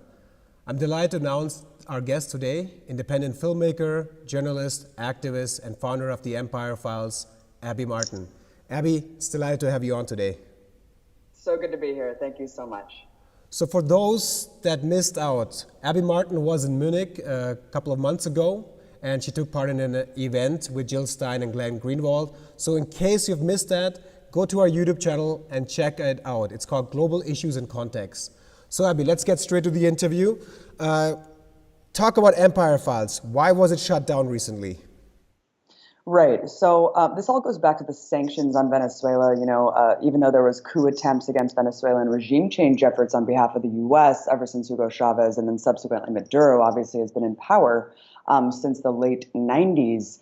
Sanctions weren't actually employed until the Obama administration, when Obama randomly declared Venezuela a national security threat in 2015. So that's when it started to become a little bit more difficult for teleSUR to operate. As we know, teleSUR was created as a joint venture by Fidel Castro and Hugo Chavez to try to counter that corporate media narrative from the U.S. and Western powers to frankly overthrow their country's governments, as we know that the corporate media is weaponized to do.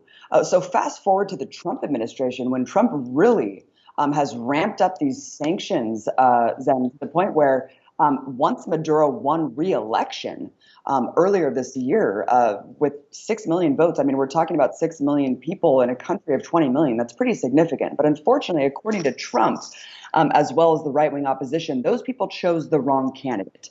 So what does the U.S. do when people, vote a different way than the U.S. wants? Well, they slap debilitating sanctions on them. So, food and medicine is just that much harder to come by already in a country where it's just extremely difficult to live, to get average goods, et cetera. So the U.S. has clamped down on that, and now there's sanctions that are more severe than any country in the entire region since the 1980s, when we were waging that full-blown bloody war against the Sandinistas in Nicaragua.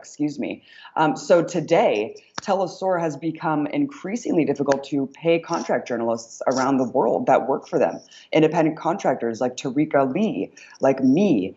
So, I like to say that this is kind of a happy happenstance, a happy coincidence, let's say, of the consequences of the latest sanctions, that Empire Files, which is a really, really challenging, critical show that obviously investigates the underpinnings and machinations of empire, is now just severed completely and unable to operate. So now we have, we're trying to raise funds via GoFundMe, via Patreon, and it's really a shame that journalism is so abysmal in this day and age that now we have to beg for funds to keep the project alive.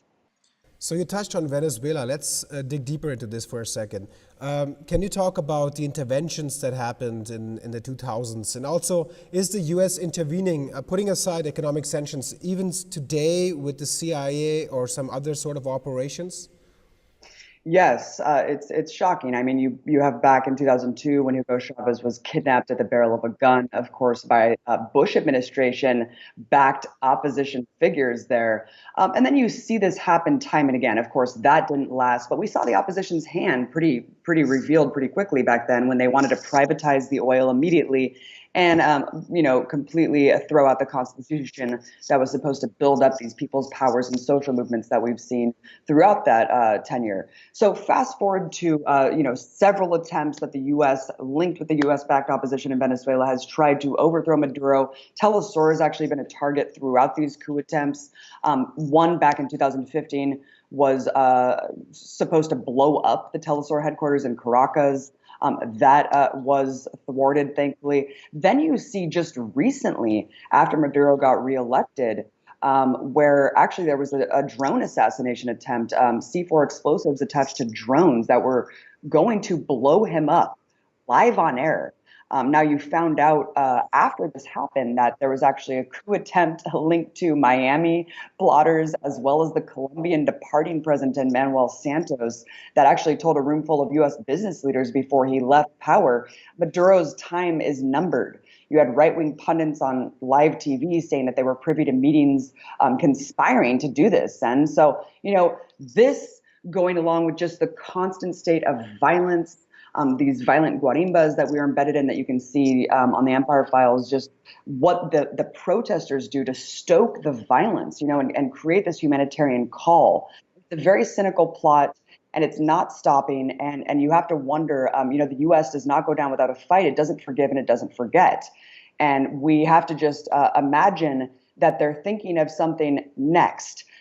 To subvert the democratic processes of Venezuela and take that oil under the ground, which is the largest reserve in the world. Let's switch topics here and focus on media, in specific social media. This year, Alex Jones was completely shut down by the big social media giants. Just last week, Facebook removed around 800 pages and accounts before the midterm election. What is your assessment of these actions? Let's start with Alex Jones. Yeah, so, a lot of people here are cheering on the kind of coordinated purge of Alex Jones under the pretense that he's very dangerous. I don't see how Alex Jones is actually more dangerous than, let's say, Fox News, which gins up hatred and hysteria against Muslims, brown people, and obviously fosters that kind of support for military interventions on a daily basis that costs the life of millions of people. So I just find it a little bit odd that that's what they're going on. What I feel like this has been started with a proper not thing before the actual elections with Donald Trump. They started to put this out in the narrative that Russian bots, that Russian trolls, and that Russian propaganda and actors that simply mimicked the actions of Russian propaganda were fomenting radical discontent, were sowing discord, and were causing a disruption of the fundamental, the sacred fundamental notion of our democracy, and really impairing that. And so you had actually a Senate Judiciary Committee late last year beg Google, Facebook, and Twitter to drop a mission statement to prevent the foment of discord and to purge basically these institutions online. So what have we seen since that's happened? Well, over the course of the last year, we saw Google acquiescing to the government before there was even a law in place that preemptively backpaged state media, changed their algorithms. We have all this flurry of criticism of China working with Google to censor there. Well, we've already done it here. Google already did that for the state without there even being a law to mandate that happening. So that happened. Then you look at Facebook, Zen. I mean, you have Mark Zuckerberg not only working with, lobbyists that are the top GOP donors and backing of Brett Kavanaugh, the serial predator that's now going to be serving in the Supreme Court, but you have Mark Zuckerberg willingly working with conservative neocon outlets like the Weekly Standard, that is now supposedly the purveyor of fact-checking on Facebook. We already know that they were completely willing to work with the Israeli government to shut down 95% of Palestinian Facebook pages. And so now what we're seeing is a mass banning and mass purge, where just a couple days ago we saw 800 more pages and accounts blanketly removed. There is no ability to reinstate these pages. What was the premise that they removed them? Well, they said that they were mimicking bot and spam activity. So why is BuzzFeed and Huffington Post still up if this is really about clickbait and spam? I mean, come on, let's be real. When you look at what the pages that were actually banned, a lot of them were police accountability pages. Anti-media, one of the pages that has been promoting our work for a long time, a lot of anti-imperialist pages. I mentioned the coup attempt against Nicolas Maduro. Just a couple days after that, Zen, Venezuela Analysis, which is not affiliated with the state at all, was removed from Facebook.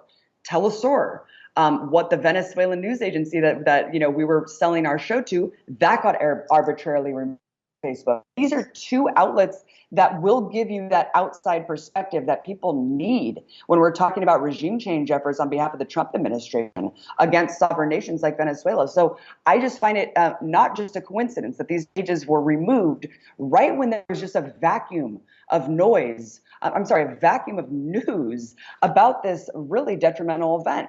So we're in a place right now where we're wading through complete censorship, purges that are happening on a daily basis. And this is, you see people say, oh, it's private corporations. They can do whatever they want. You violate their terms of service, fine. That's not true. These private corporations are working with government agencies and think tanks that are actually stacked with CIA officials and actual military contractors. I mean, if, in the case of Facebook, they're working with an institution called the Atlantic Council that is literally stacked with Bush war criminals and Iraq war architects. So it gets a little bit more murky once you realize the players behind the game that are making these coordinated decisions that actually, at the end of the day, are purging anyone outside of that centrist bipartisan foreign policy consensus. So anyone too extreme, and really we know the ultimate targets here is the left and anti-war voices.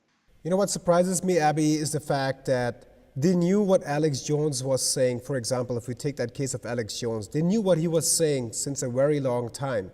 Why now? The timing is important. It says a lot about the agenda behind, because it's not like he said Sandy Hook just recently and then they banned him. That would somehow make sense, He said that a couple of years ago, many years ago, and he's been saying stuff since many, many years on Facebook, YouTube, Twitter. He had a huge following. So that's where I asked myself, as long as you could milk the cow, it was fine. As soon as the pressure started from the state, they switched around, and now they're purging these pages. So I want to get to the solution part of this. What should people like acTVism Munich, non-profit independent media outlets do at this point in time? What solutions or alternatives or ideas do you have in mind how we could protect ourselves from these acts of censorship?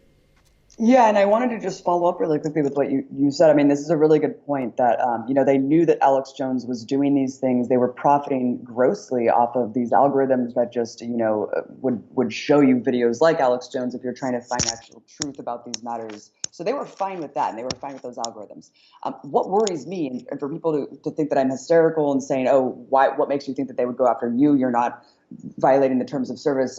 Chris Murphy, who's a sitting senator from Connecticut here, said InfoWars is just the tip of the iceberg when it comes to sites that need to be taken down that are tearing our country apart. And as I mentioned, Zen, in our amazing interview from acTVism Munich in Munich, Germany, I was written up in the intelligence report about Russian meddling as someone who was fomenting radical discontent in this country. So I understand the language that can be used to shut down people like me, and frankly, you in America. I mean, we don't know where this is going to go. What can people do? So my whole thing is, look, we bought in to these agencies. We thought that they were going to be a reflection of the egalitarian nature of the internet. Once we bought in, we put all our content on them. We thought that it was going to be free and fair, and neutral. And so here we are, where we've put all of our work into Twitter, into Facebook, and we've worked countless hours doing this. So what can we do? Well, we certainly can't plead them to keep it up online. What we can do is just create new networks, decentralize this content, and take it back to the streets. Go super grassroots and underground, just like people used to when COINTELPRO was permeating throughout all activism in the U.S. I mean, we need to basically just take it back, take it to zines, podcasts, really, really super grassroots, where we are taking this critical media directly to the people and no longer counting on algorithms that can just make it go dark online. I know that might not be what people want to hear, but unfortunately, that's kind of the reality here. So we need to get up out of off our butts and really get involved, start networking, and get active in your community to take this media straight to the people and start organizing just like we used to. So let's get back to the Empire Files. You guys were working on a documentary on Gaza. Could you talk about that? Right. So one of the things that we're supposed to do when we get enough funding is finish a documentary that we've been putting together on the Great March of Return. So people who know a little bit about Palestine, obviously, there's the West Bank, which is under complete military law, martial law. People are just under brutal military occupation there. The checkpoints, the atomization of the West Bank, and the increase of illegal settlements. That's a horror show on its own.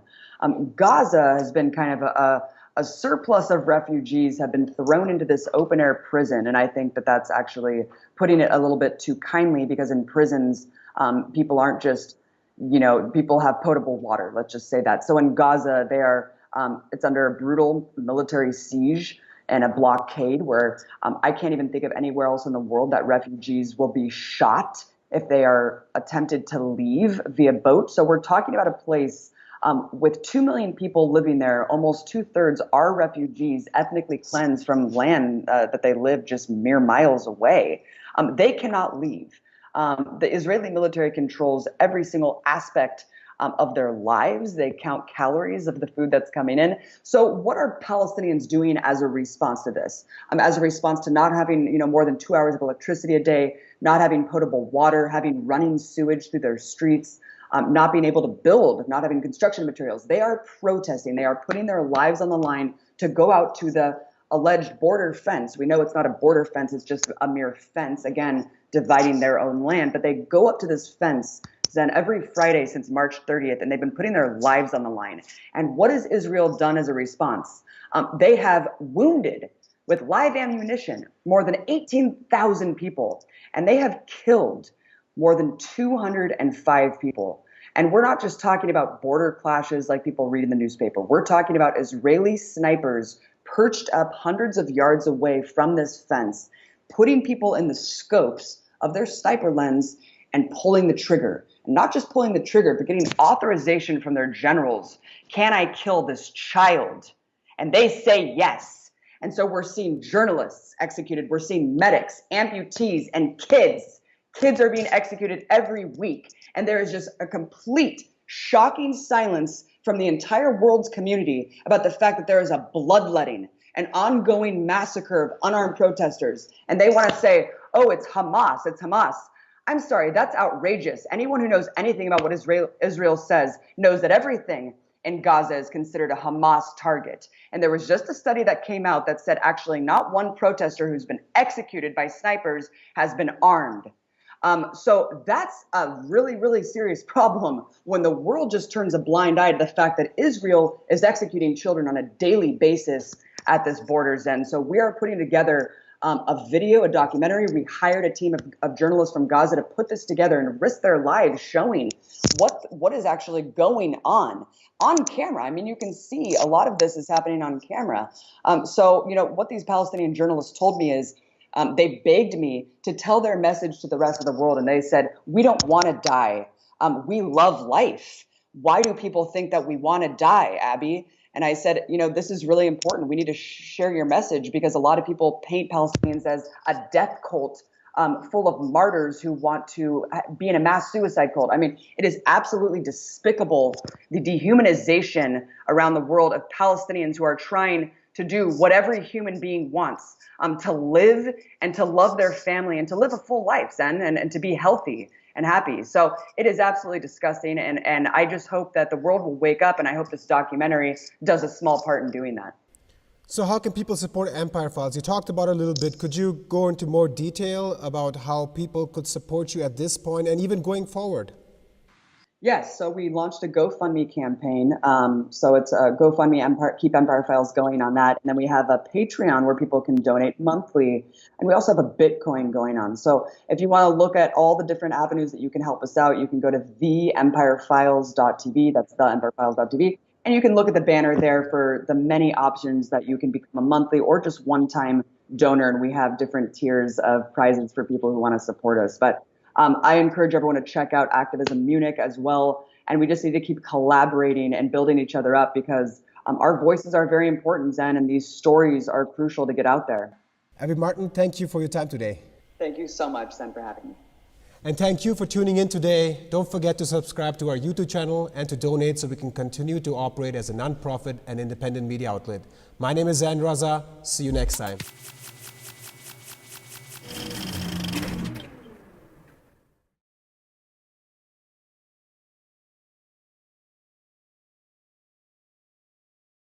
Thank you guys for tuning in today, and welcome to another episode of The Source, a program on which we interview investigative journalists, policy experts, and whistleblowers. My name is Zan Raza. Today I will be talking to an investigative journalist, documentary filmmaker, and the founder of the Empire Files, Abby Martin. Abby Martin's latest documentary film is called Gaza Fights for Freedom. Abby Martin, thanks for coming on the program, and thank you for your time. Thank you so much for having me on, Zen. So let's begin with some current issues, in particular the case of Julian Assange. In the latest court hearing on Julian Assange's extradition case, WikiLeaks' legal team requested more time to submit evidence and asked for postponement, which the judge denied. The full proceedings on Assange's extradition case will begin on the 25th of February, even though observers at the hearing, such as John Pilger, an investigative journalist, stated that Julian Assange couldn't even formulate a proper sentence at the court hearing. Niels Menzer, a United Nations Special Rapporteur on Torture, has also reported that his imprisonment and persecution is threatening his life and amounts to psychological torture, which the UK court and the government have simply ignored. What is your assessment of this case, and what significance does it have on press freedoms and investigative journalism? Yeah, I mean, I fully agree with what the UN Rapporteur of Torture has assessed here. We're talking about several years of isolation, right? I mean, what does that do to someone, especially at coming out that the CIA was spying on essentially every single encounter that Julian Assange had with people who were visiting him in the embassy, lawyers? I mean, all of these things should have remained confidential. It was an absolute betrayal by Lenin Moreno and the UK government. He was tortured. And this was before he was actually put in this confined cell, facing 175 years in prison under the Espionage Act. This case has incredibly wide-reaching implications, and unfortunately, Julian Assange has already been tried in the court of public opinion. People loathe him, and they think that he, cost the election for Hillary Clinton, when really, in reality, if you look at these charges, they have nothing to do with Russia. They have nothing to do with the 2016 election. They have everything to do with exposing war crimes. We're going back to 2003. I mean, the Iraq war cables, war crimes that were committed, the collateral murder video. These are what the charges come down to. And if people really understood how devastating it is to actually charge a publisher under the Espionage Act, which has never been done before. I mean, the Espionage Act was, of course, used flagrantly by the Obama administration. Now it's being used by the Trump administration against whistleblowers, which is already horrifying enough to resurrect this archaic law during World War I, to now charge people who are whistleblowing war crimes and things like torture. But now to use it against a publisher. This could mean New York Times, Wall Street Journal. It could mean you or me. It could mean anyone that simply publishes leaks and analyzes them just like all of these publications do. So I think this case is absolutely devastating, horrifying, and wide-reaching implications for press freedom and journalism as a whole. And unfortunately, people have already made up their mind about Julian Assange. They're not taking a stand the way they should be, because this is a case that affects us all. And if we don't stand up and say no more, I fear we're in for a really dark road ahead. I want to pick up on that. In press conferences held by the German government, our Russia Today RT journalist named Florian Warbeck has been quite persistent, and the question he's been asking persistently is, what is the German government's position on the report produced by the UN Special Rapporteur Niels Melzer? And the government's reply has been, consistently, even though this question has been posed for weeks, they haven't heard about it, about the report. And the Real News Network also reported recently that Amnesty International has not raised the level to Julian's case on campaign level, which they usually do for other cases, whether it's from foreign countries. And corporate media outlets in Germany and both the US have not called red alert on this, even though, as you've just pointed out, this has major implications on journalism. So the question is, why are there silence on this issue, and what can people do to inform others about this case? I think there's silence on this issue because there's a direct collaboration between all of these governments that are essentially puppets or criminal collaborators of the U.S. empire. The fact that Trump, kind of went outside of the norm to seize someone out of an embassy that they were granted amnesty in, and charge them with the Espionage Act for simply publishing leaks and covering leaks. I mean, it's really unprecedented, Zen. And I think that all of these collaborators are guilty of the same crime. I mean, anyone who's not standing up and saying that this is an absolutely atrocious and criminal assault on journalism is complicit, and they're participating in this criminal act. But I think that that's exactly why they're staying silent on it. Of course, they're not going to come out and say, yeah, unfortunately, Julian Assange was tortured for the last couple of years, and he is being tortured now. I mean, we still can't muster to explain that solitary confinement is torture in this country, and we use it all the time. So it's devastating. I think that people need to wake up and inform themselves and act out. I mean, speak out about this issue, inform people that these charges have nothing to do with Russia, they have nothing to do with the election, that they are about exposing war crimes. And if we're going to lock people away facing 200 years in prison for exposing war crimes, what kind of country, what kind of world are we going to live in? So we have to stand up and collectively say no more. I want to move to another current issue that is making headlines recently, and it's about the recent developments in Bolivia. There's a lot of confusion on this topic in the German mainstream media. It is being claimed that Evo Morales' ouster was his own making due to election fraud, popular discontent, and also because of his persistence in rewriting the constitution. What do you make of these counter-arguments, and what is really unfolding there? Sure. I mean, this is kind of the latest in a long line of CIA-backed coups, to be honest. I mean, of course, the corporate media is telling us, don't believe your lying eyes. Don't believe what is really going on the ground. So let's break down a couple of these myths that are being perpetrated and propagated by corporate media outlets and essentially their lackeys.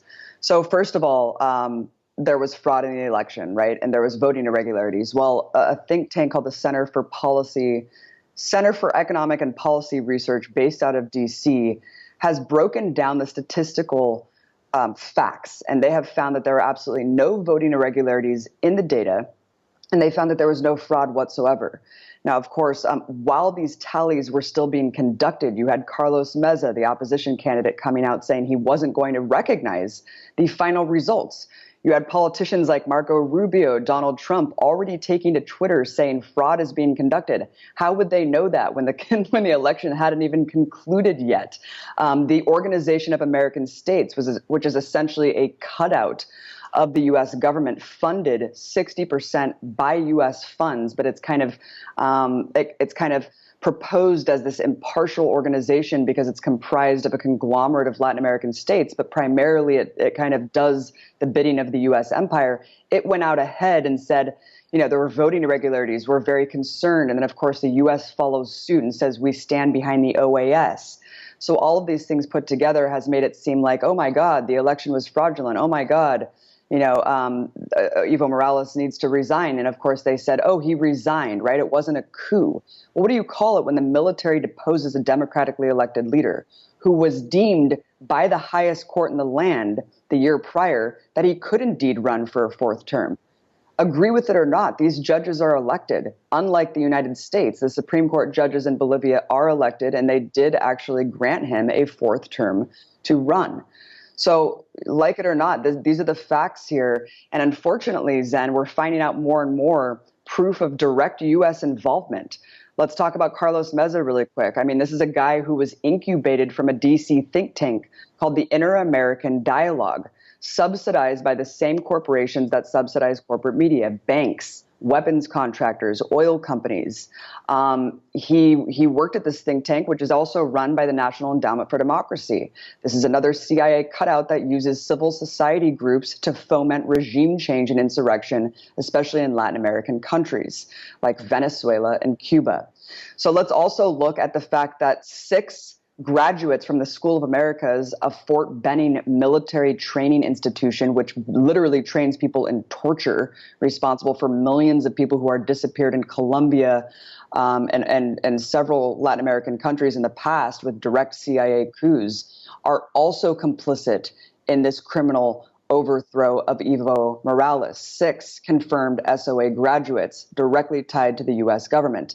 Not only that, there was secret audio recordings leaked that literally showed direct collaboration with opposition figures in Bolivia, with senators like Marco Rubio and Ted Cruz talking about running the coup out of the U.S. embassy in Bolivia, and also planning that if Evo Morales won democratically another term, that they would say that there was fraud. They would attack polling centers and essentially run this criminal coup out of the U.S. embassy. That's exactly what we saw happen. That is what Evo Morales is claiming today. And who has filled this power vacuum?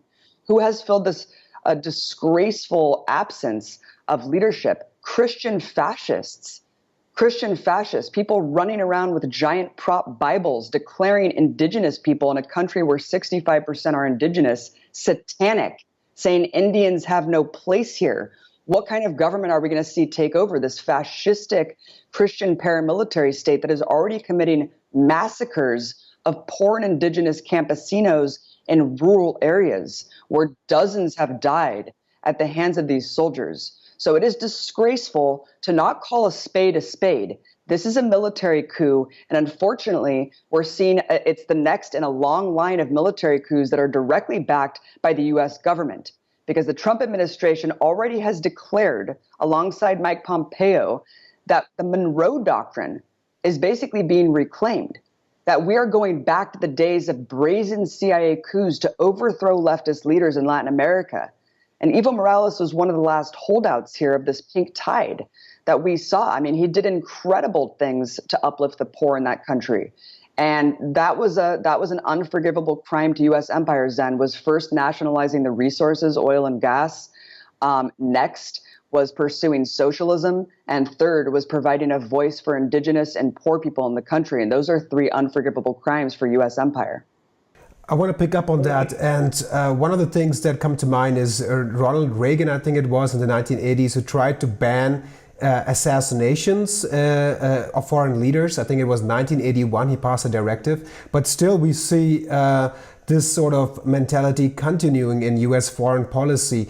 We saw this in Brazil and Venezuela, and now we're seeing this in Bolivia.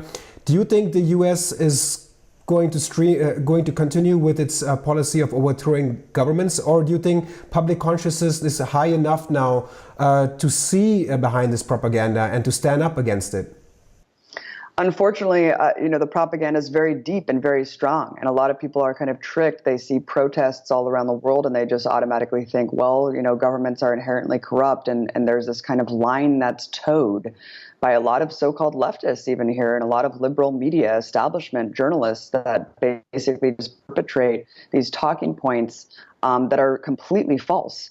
So again, you know, the elections were fraudulent, and Evo Morales resigned because he was a dictator and he's authoritarian. It's interesting that all these Latin American countries that have democratic elections are all authoritarian, you know, autocratic dictatorships, you know, and unfortunately, no. I think that the Trump administration is kind of going back to this bloody legacy from the Reagan era. Of death squads, torture squads, paramilitary assassinations, and also just direct CIA coups. I mean, we saw it kind of coming back with Venezuela in full force. You know, the Bush administration tried to overthrow Hugo Chavez, of course. That failed miserably. Obama tried to use kind of these civil society groups and undermine the Venezuelan government with sanctions. But when Trump got into office, he really just removed the gloves completely. You know, not only around the world with drone strikes and bombings, but in Latin America specifically, kind of this attack on socialism. Saying that it's no longer about the axis of evil, it's about the troika of tyranny. Cuba, Nicaragua, Venezuela, and every single thing that's happened in Venezuela to try to overthrow Nicolas Maduro has been directly tied back to the U.S. government. Go back to the assassination attempt with C4 explosives where Nicolas Maduro was on stage. That was directly linked back to the U.S. government. And of course, this ridiculous attempt to overthrow Maduro with this U.S. puppet, Juan Guaido, another D.C. incubator baby, who could barely muster, you know, crowds of 100 people today. He was completely propped up, and he's still being paid $54 million by USAID. Unfortunately, I think public consciousness is, you know, not growing fast enough. I mean, we need to resurrect an anti-war movement in this country. We need to stand together with our brothers and sisters around the world who are living under the boot of U.S. empire and who are being directly threatened by these criminal genocidal sanctions, and say no more. We need to start looking outside the borders of our own country and realize what our government is doing in our name and with our tax dollars. I want to switch gears now and talk about your recent documentary film called Gaza Fights for Freedom. I watched it and must say I was shocked by the amount of information that you documented, which does not at all appear in the mainstream media, especially in Germany. Talk about the making of your documentary, the inspirations, expectations you had, the problems you faced, and how it all turned out eventually. Sure, it's a great question, and thank you so much for watching it, Zen. You know, I know that this is a really contentious issue, of course, in Germany, where BDS laws have made it very restrictive to actually talk honestly about the Palestinian struggle and what needs to be done to gain justice. You know, Mike Preisner, my partner with Empire Files, which is the series that we conduct on YouTube, we were in the occupied West Bank back in 2016. We were doing a series of investigative reports about the occupation. I mean, this is under brutal military occupation, similarly to what Gaza was prior to 2006, when the Israeli military was forced out and Hamas won that election. Now, while we were in the occupied West Bank, we tried to get into Gaza. We had all the proper credentials, we filled out all the right paperwork, and I was told by the Foreign Press Office under Netanyahu that I was a propagandist. And not only that, but that I was an Iranian agent. I mean, here I'm used to being called a Russian agent, a Venezuelan agent. So to be called an Iranian agent by the Israeli government and to be banned outright from getting into this territory was really devastating. And I think that really shows how scared they are for people to go in and report the honest truth. They only want lackeys. They only want people who will toe the Israeli line. And so they try to keep this forced separation from actual honest journalists from getting into this area and really reporting what is going on. So fast forward 2 years later, when the Great March of Return sparked off, I mean, I was absolutely appalled by the corporate media coverage of the Great March. It was always told in the passive voice, right? Palestinians died, clashes happened. No, this was an ongoing massacre, direct targeted assassinations of civilians, scores of civilians. And not only that, children, journalists, medics, disabled people. The way that this was being covered was atrocious.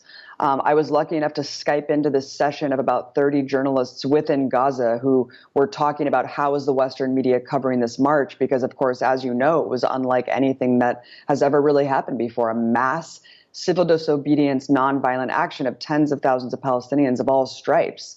And out of that Skype session came a collaboration, came a pitch. Why don't we do an Empire Files episode or episodes about this? But once we saw the footage come back, once we directed the interviews with these victims and saw how incredible and cinematically brilliant this footage was, we knew we couldn't just do an Empire Files episode. We knew we had to take at least 8 months off and really work to do exactly what you saw, which is do a full feature-length documentary film, and that's exactly what we did. One of the most revealing parts of the documentary was the focus on the socio-economic conditions surrounding Gaza. You even provided a voice to ordinary people who, to quote one example, make a living for their families by collecting scraps from the rubble that is left behind from Israeli airstrikes. Talk about the conditions that Gaza is under, and do you think this is contributing to the radicalization there? Great question. Yeah, we're talking about a besieged enclave where 2.2 million people are trapped inside, right? 75% of these people are refugees. Half of them are children. Half are children. I repeat that point because it's a really, really strong point, and we have to remember that this is essentially a war against children. It's the largest open-air prison in the world. People are deprived of basic human mobility. You talked about the struggles of making the documentary. Another big struggle, Zen, was basically accumulating the footage, which took several months because of the lack of adequate electricity. These people are surviving with 2 to 3 hours of electricity a day if they're lucky. That took an extreme hardship to try to get this footage, download the footage, because they literally did not have access to the internet. Electricity is as important as the air we breathe, as Ahmad says in the film. The gentleman who you were talking about that survives on scraps, who was also shot in the leg at the Great March of Return, lost his farm from Israeli bombardment, has a family that he can barely take care of because of just how little resources that they have. We're talking about not being able to pump water to the roofs because of the lack of electricity, the fact that you can't keep food cold. And that's just electricity. Let's talk about the water crisis really quickly. Even the UN reports that in 2020, water will be completely unpotable, 100% unpotable. What does that mean? What does it mean to not have access to clean water? That means that right now, 97% is completely toxic. Desalination plants can't be rebuilt because construction material is prohibited from entering the territory. Israel controls the land, the air, and the sea. They actually count the caloric intake of food that's coming in so they can maintain just above the level of malnutrition. It is absolutely horrifying what is going on. And of course, they can step back and just say, well, Hamas rules this territory, and so they have self-leadership, without saying that they actually control every single aspect of what goes in and what goes out. And that includes people. That includes people. The amount of amputations that have come out of the Great March is insurmountable because so many people are directly targeted in the kneecaps and the limbs, and they cannot actually leave. They are collectively punished and told outright that they are banned from getting medical permits because they were part of the march. And we already know that aside from the Great March of Return, medical permits were already drastically dwindling, and a lot of people just cannot get life-saving medical care, necessary equipment, and cancer treatment. And so they are designated to die a slow and painful death under this medieval siege. And of course this contributes to radicalization. Of course it does. How could it not? How could it not? It's absolutely shocking that we can't link this together and say, why is this happening? Why are these people being collectively punished to the point where they are given no choice but to basically vote or support, and a lot of times, armed resistance? I mean, of course they voted for Hamas. Hamas was the only organization that was actually fighting back against the military occupation. But I think the Great March of Return shows you that there's hundreds of thousands of people, or thousands of people at least, who want a peaceful resolution, who want a nonviolent resolution, despite the fact that armed resistance is completely legitimate and actually legal under international law. What do you make of the argument that Hamas does not recognize Israel and therefore it is anti-Semitic? What is your take on this argument? What have you found out by reading their general principles and their constitution? Absolutely. So this is an argument that's oft repeated, and unfortunately, it holds no bearings in reality. If you look at Hamas's charter today, they actually call for a two-state solution, which essentially means that they recognize Israel's right to exist, because that's what a two-state solution is. They call for their two-state solution within the lines of the 1967 borders. So withdrawing illegal settlements in the West Bank, of course, expanding Gaza to the 1967 lines. If you look at what Bernie Sanders is saying, he actually says the same thing. So that's a really important thing to show that Hamas is willing to negotiate. It's the Israeli Authority and the Israeli ruling coalition who are not willing to negotiate. In fact, that they declare that there should be no Palestinian state, and they are openly declaring the annexation of the West Bank. And this includes the so-called Israeli opposition, Benny Gantz. You know, he actually just applauded the recent decision from the Trump administration to say these settlements will no longer be called illegal in our perspective. So this really shows you kind of what the opposition is and what they consist of, that there is no teeth to oppose these criminal policies. Now, let's go back to the fact that Hamas is anti-Semitic. In their charter as well, they actually say this is a fight against Zionism, not against Judaism. This is a fight against political Zionism. This is the stance of progressive Jewish organizations worldwide, like Jewish Voices for Peace, which we actually sponsored our entire Gaza Fights for Freedom tour in many of these cities that we took across North America. Jewish Voices for Peace is in line with the same thing. I mean, they're the ones who say that Israel is the one who conflates Judaism and Zionism.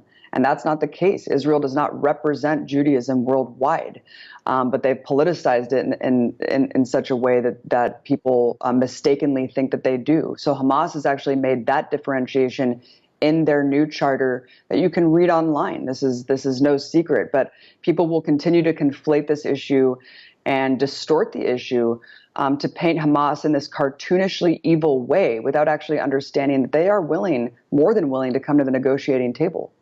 And they have negotiated before in Qatar, in Doha. I think they regularly negotiate when the situation goes out of hand. They then meet and negotiate and find some sort of agreement, which then does not hold on for more than a couple of years before the bombardment starts again, right?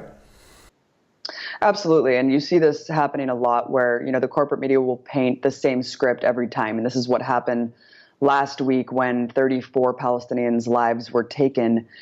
This followed an extrajudicial assassination of an Islamic Jihad leader while he was sleeping in his bed alongside of his wife and his family. Of course, whenever these attacks happen, these pre-crime assaults, of course, militant groups will fire rockets back in retaliation. Absolutely. But the corporate media will paint that Hamas or Islamic Jihad will violate the ceasefire when in reality, it's 99% of the time that Israel and the Israeli government is actually violating whatever ceasefire is agreed upon, commits some sort of atrocity, and then rockets are fired in retaliation. And then, of course, that provides the pretense to just bombard a carpet bomb a neighborhood, take out an entire family, and kill scores of civilians. But of course, it's always one-sided, Zen, and the corporate media will never tell the truth. And Palestinian lives are so dehumanized that it's just merely a blip on the radar. One of the things that I saw at the Tagesschau, which is Germany's highly watched or most watched daily news segment at 8 o'clock, millions of Germans watch that to get their daily news. I watched right after they attacked the Islamic Jihad group. They did not mention at all that his wife and children were killed or injured in that attack.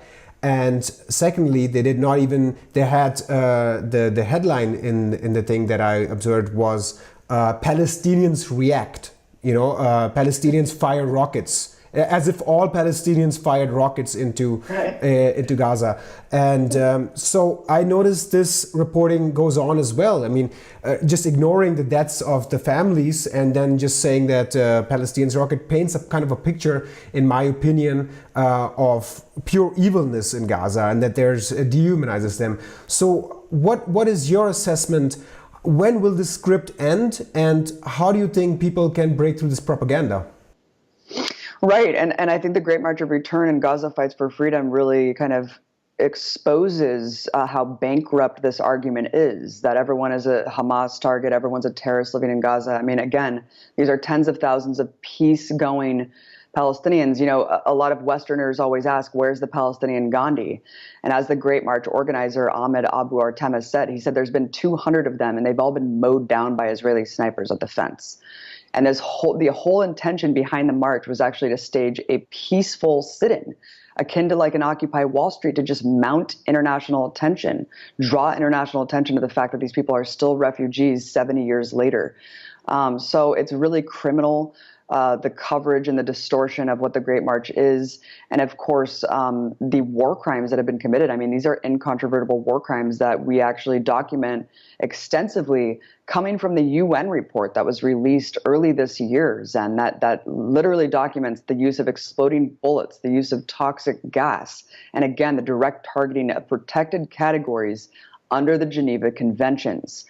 And that's the truth. And, you know, even though over 200 Palestinians have been gunned down and thousands wounded with live ammunition, 0 Israeli soldiers were killed, 0 Israeli soldiers were wounded from the Great March of Return. Now, how can the script end? Well, I think that's a really important point because, you know, it's always painted as, well, Gaza just needs to lay down their arms and Gaza just needs to follow the rules of engagement, and then Israel will stop criminally, you know, basically suffocating them in every which way.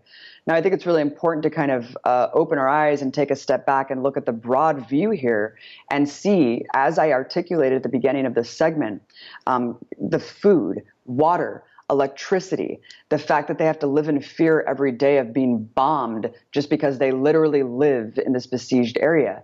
I think that who really needs to stop the assault and who's really the oppressor here is, of course, the state of Israel, which controls every single aspect of society in Gaza.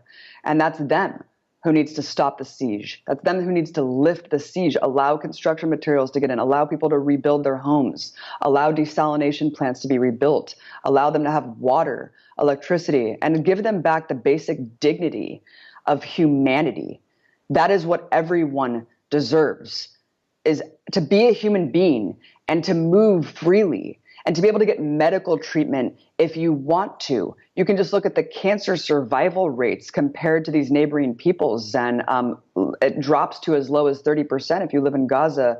And of course, you have a 90% survival rate if you live in Israel. And this just really shows you the stark reality of what these neighboring peoples live through every single day. So I think first and foremost, stop the siege, end the brutal occupation, and then we can talk about what a democratic society and democratic rights looks like for the 5.5 million Palestinians that are deprived of basic democracy and what is deemed the greatest democracy in the Middle East.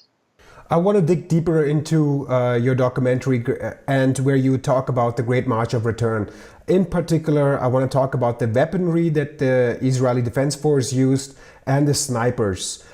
You also mentioned in your documentary the explosive bullets that they use. Could you talk about the snipers and the explosive bullets that they were using? Absolutely. So it's important to realize, again, like these are not clashes.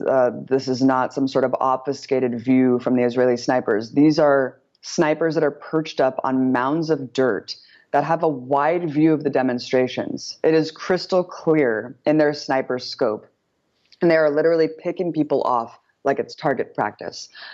They started using live ammunition at 9 a.m. the first day of the Great March of Return, March 30th, 2018. They killed 18 unarmed marchers and shot hundreds more with live ammunition. Fast forward 6 weeks later, on May 14th, one of the most egregious massacres of unarmed people in modern history, where they shot down 60 unarmed protesters, shot thousands with live ammunition. Countless amputees, Zen. And of course, as we know from all of the victims' testimonies that we got firsthand, the vast majority of those shot were with exploding bullets. These are bullets that are internationally banned by the Hague Convention. A lot of these conventions where the world bodies got together decades, if not hundreds of years ago, and outright said, these are condemned. We cannot accept these. And that really shows you kind of the flagrant violations that Israel basically conducts of international law with complete impunity and protection from the U.S. empire. So it is really atrocious that they have the audacity to use exploding bullets on top of the several, war crimes that they're already committing by targeting just unarmed civilians. I mean, even in an armed battle, the documented actions of the Israeli military would be considered war crimes. But if you're taking away armaments altogether, it is absolutely incomprehensible that they are getting away with what they're doing at the Great Return.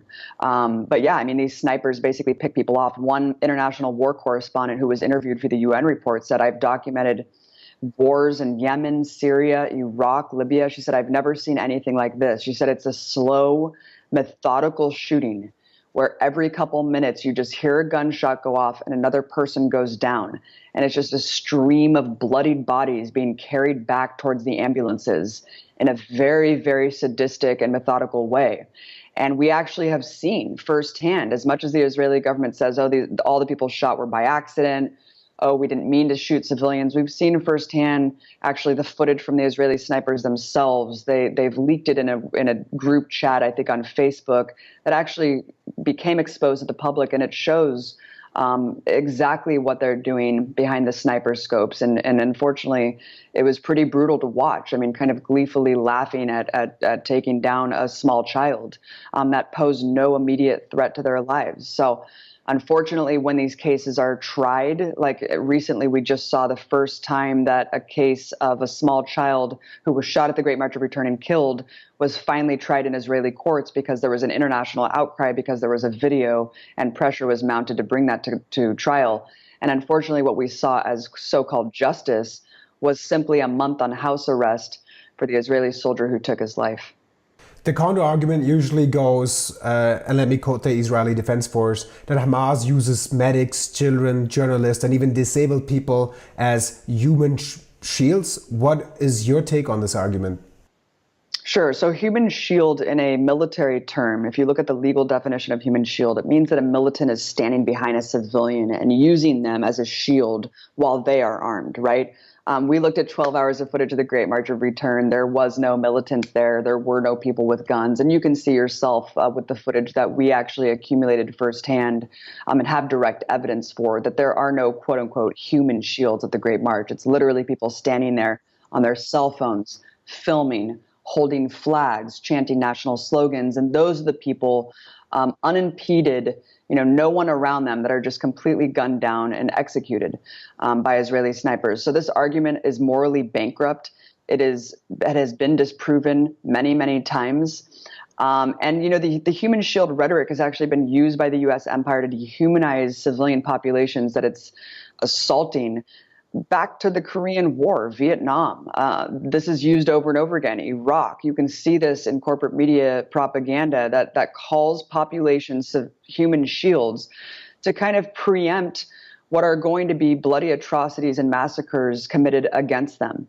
And it's quite disgraceful that this is still used today, and it's quite disgraceful that people still believe it, that unarmed civilians are somehow cast away as human shields. And you can just look at Razan al-Najjar, the case of the young female medic who was a strong feminist, the first female in the Great March of Return, risking her life to save the wounded and injured on the front lines, who of course was also killed by Israeli snipers on June 1st, 2018. After she was killed, the Israeli government actually came out with a propaganda video, maliciously doctored a clip that she had been interviewed for Turkish media, where she says, "I'm Razan al-Najjar. I'm a human shield to save the wounded and injured on the front lines." And they maliciously cut that video to say, "I'm Razan al-Najjar. I'm a human shield." How dare they? How dare they try to cut and edit her own words when she was a hero? She was a humanitarian aid worker, and she's someone that we can all look to around the world as what a paramedic should be, and actually just diminish her life as to just say she was just another human shield for Hamas. And that's the way these people operate. Unfortunately, that's the way the Israeli government will operate. It doesn't matter whose lives are taken, and they will always just disregard them as human shields, and then they move on. How has the reception been towards your documentary? Break it down in terms of corporate media and social media. And secondly, where can people view your documentary? So you can check out the documentary on GazaFightsForFreedom.com. We have it on Vimeo. We have it available in English and Arabic right now. We also have DVDs for sale that you can check out and buy in agitator packs. Now, we took this documentary on a North American tour all across the US and Canada to an amazing reception. Nearly sold out venues all across North America, people coming out in droves to support this issue. We were worried at the beginning because Gaza is not really in the news, of course, unless some horrific bloodletting takes place. But it was really incredible to see so many people impassioned, so many people empowered to come out and support the film and support the message for Palestinian solidarity and Palestinian rights. I think after you watch the film, you cannot go away without completely understanding and being confident in the facts that Israel is flagrantly committing war crimes and violating international law on an astounding level. And that's exactly what the documentary seeks to do with direct victim testimony and evidence that we've accumulated. And it's really important to no longer see this as a both sides issue. This is oppressed and oppressor. This is a victim and victimizer. So I think that we need to get out of that mindset and really kind of see the truth for what it is. But unfortunately, the corporate media, of course, has not covered this documentary, Zen. I mean, of course, this is a third rail issue, not only in Germany, but in the U.S. as well. There's staunch bipartisan allegiance for the state of Israel. They kind of label people as anti-Semitic. You saw what happened to Ilhan Omar for simply discussing the power of AIPAC and the Israeli lobby in this country. This is their game. This is pretty much all they have, to discredit people who dare to criticize the state of Israel and dare to discredit or call out this kind of political cover that the U.S. provides for Israel. I mean, I think the rest of the world has really woken up to this fact. That's why we see unanimous BDS resolutions being passed in Ireland, Britain, South Africa, and millions of people standing up for Palestinian rights in these countries. But I think the level of conditioning and propaganda and brainwashing that starts from childhood to American citizens is very hard to break out of, because we're kind of taught from birth that Israel is our best ally in the Middle East. They can do no wrong, and Palestinians are essentially animals, right? And they're conflated with terrorists. And when we're in this perpetual war on terror, it's really hard to break out of that mindset. But I do think the political consciousness is shifting on this issue, and that's why this tour was so successful. We see it dropping in polls across Democrats and Republicans. We see dwindling support for Israel. And I think Trump has really exposed this firsthand. I mean, his alliance with the fascistic Netanyahu government has really exposed that Israel is not progressive. They are not liberal, and they are in no way left-wing. In fact, there's no hope really for left-wing to take over Israeli society. It's becoming increasingly right-wing and increasingly fascistic, as I mentioned before with the so-called opposition, Benny Gantz. And that's what I think Trump has exposed with his unabashed support for settlements, essentially condoning settler terrorism, and basically the continued colonization and ethnic cleansing that we see in this settler colonial project. So people are waking up. It's becoming increasingly hard to attach yourself to the state of Israel if you're an artist. And we're seeing a lot of cultural isolation working with the BDS movement. And that's the hope that I see, is that artists are dropping like flies. No one can really go to Tel Aviv without kind of apologizing to their fan base, like, oh my God, I didn't know what I was getting into. And that's kind of the trajectory that we need to go, is the isolation and showing people that this is not progressive, and you cannot call yourself a liberal if you support this rogue apartheid state. I want to take a step back and touch upon this general issue that you also just mentioned. There's a lot of fear, especially in Germany, when the talk about Gaza takes surface. For example, providing voices to ordinary people, as you have in your documentary, because criticism of the state of Israel is conflated directly with anti-Semitism. The same situation is, however, not true when journalists here in Germany criticize Saudi Arabia or Turkey. This criticism is not leveled as Islamophobia, for example. How, in your opinion, should journalists and activists make it clear they're not anti-Semites and are simply advocating for human rights? I think that it's first and foremost expanding your political consciousness to not be afraid of what you know is going to be disingenuous and dishonest smears from the political establishment. And honestly, just stand armed with the truth behind you. Be confident with the facts. It doesn't matter what state is doing this. I mean, I encourage Americans to be, because we can change what the U.S. government does first and foremost, because we're American citizens. And any government who is essentially, giving money to the state of Israel to conduct these atrocities, I encourage those people first and foremost to stand in solidarity with our brothers and sisters in Palestine, and follow their lead to take action in terms of things like BDS and join local Palestine solidarity groups. Because these are the governments that are condoning this. These are the governments that are providing political cover for these crimes. And that's why we need to wake up to what's going on. But it doesn't matter what state are doing these things. If anyone was doing these things, I would stand up and condemn them, because they are horrific crimes against humanity, and they need to be stopped. And we need to stop living in fear of whatever we're called when we speak with just complete facts and honesty and dare to humanize Palestinians who are being assaulted every single day. It's time that we stop this nonsense, and it's time that we stand for the right thing and stand on the right side of history. I want to return to current issues again, and this time I want to talk about US politics. There are a lot of candidates running in the Democratic Party. There's a lot of diversity. We have Elizabeth Warren, Bernie Sanders, Joe Biden, Tulsi Gabbard, etc., etc. Could you provide your assessment of the most notable candidates in the Democratic Party and their policies, and how do you view them in terms of the anti-imperialistic, anti-war perspective? Well, it's funny that you said there's a lot of diversity, because I don't see that. I think that what's funny about the primary today is that it's pretty much Bernie Sanders and then everyone who's kind of mimicking Bernie Sanders. I mean, he far outflanks every single Democratic contender on the left. He is by far the most progressive candidate. For 40 years, he has been on the right side of history, fighting for things like LGBTQ rights, abortion, fighting against racism, fighting against climate change, fighting against special interests, the military-industrial complex, and fighting for healthcare. All of these things kind of became politically convenient for other politicians who we see as political contenders attaching their names to very, very recently. So I think that really says it all. I mean, there's one person who I think is the most honest broker and who has a 40-year track record to prove it. So everyone else I see as kind of just imitations of what the real thing is. Look, Bernie Sanders is not perfect. He has a lot of problems when it comes to foreign policy. But I think that his stance on Palestine, you can take, for example, shows how much he can be pushed from the left. 4 years ago, Bernie Sanders in the Democratic debate with Hillary Clinton could barely muster the word disproportionate when he was talking about the bombing campaign in 2014 where 2,200 Palestinians were killed. Fast forward 4 years later, he is talking about withholding military aid from Israel. He's talking about the two-state solution within the 1967 borders. That means withdrawing illegal settlements for the last 50 years to the 1967 borders. I mean, that's a big deal.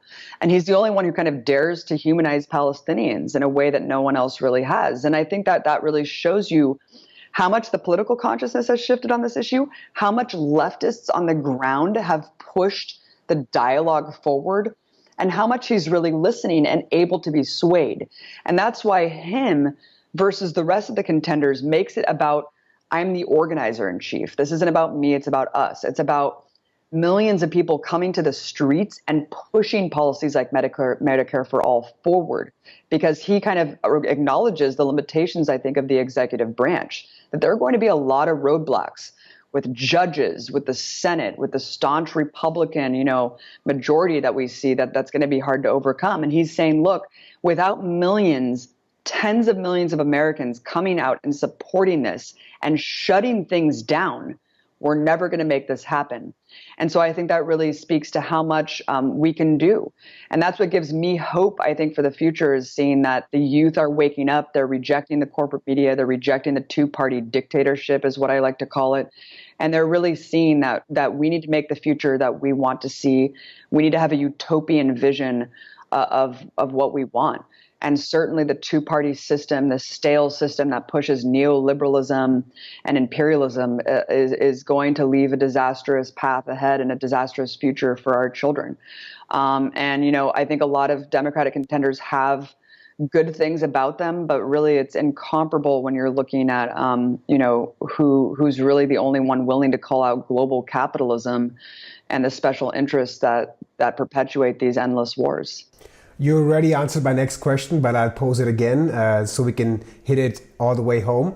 The question is, we just talked about Bolivia, Julian Assange, the situation in Gaza, and I don't want to leave our viewers, because acTVism was founded based on solutions and giving people hope for the future. We don't want to leave our viewers in a depressed state. How can we, at this point of this conversation, give people hope going forward? Well, I think that polls show, and just the masses show, that people, especially the youth, and this is where the future lies, of course, is who are the younger generations? Who are we going to leave our future to?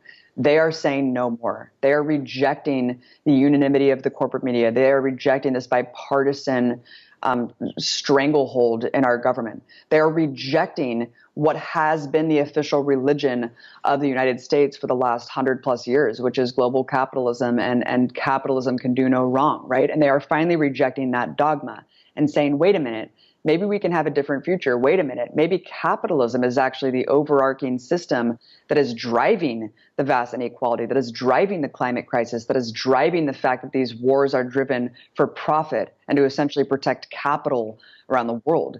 And the fact that millions of young people are literally shutting things down, staging sit-ins, staging blockades, spreading political consciousness on social media, becoming their own citizen journalists, is incredibly inspiring to me.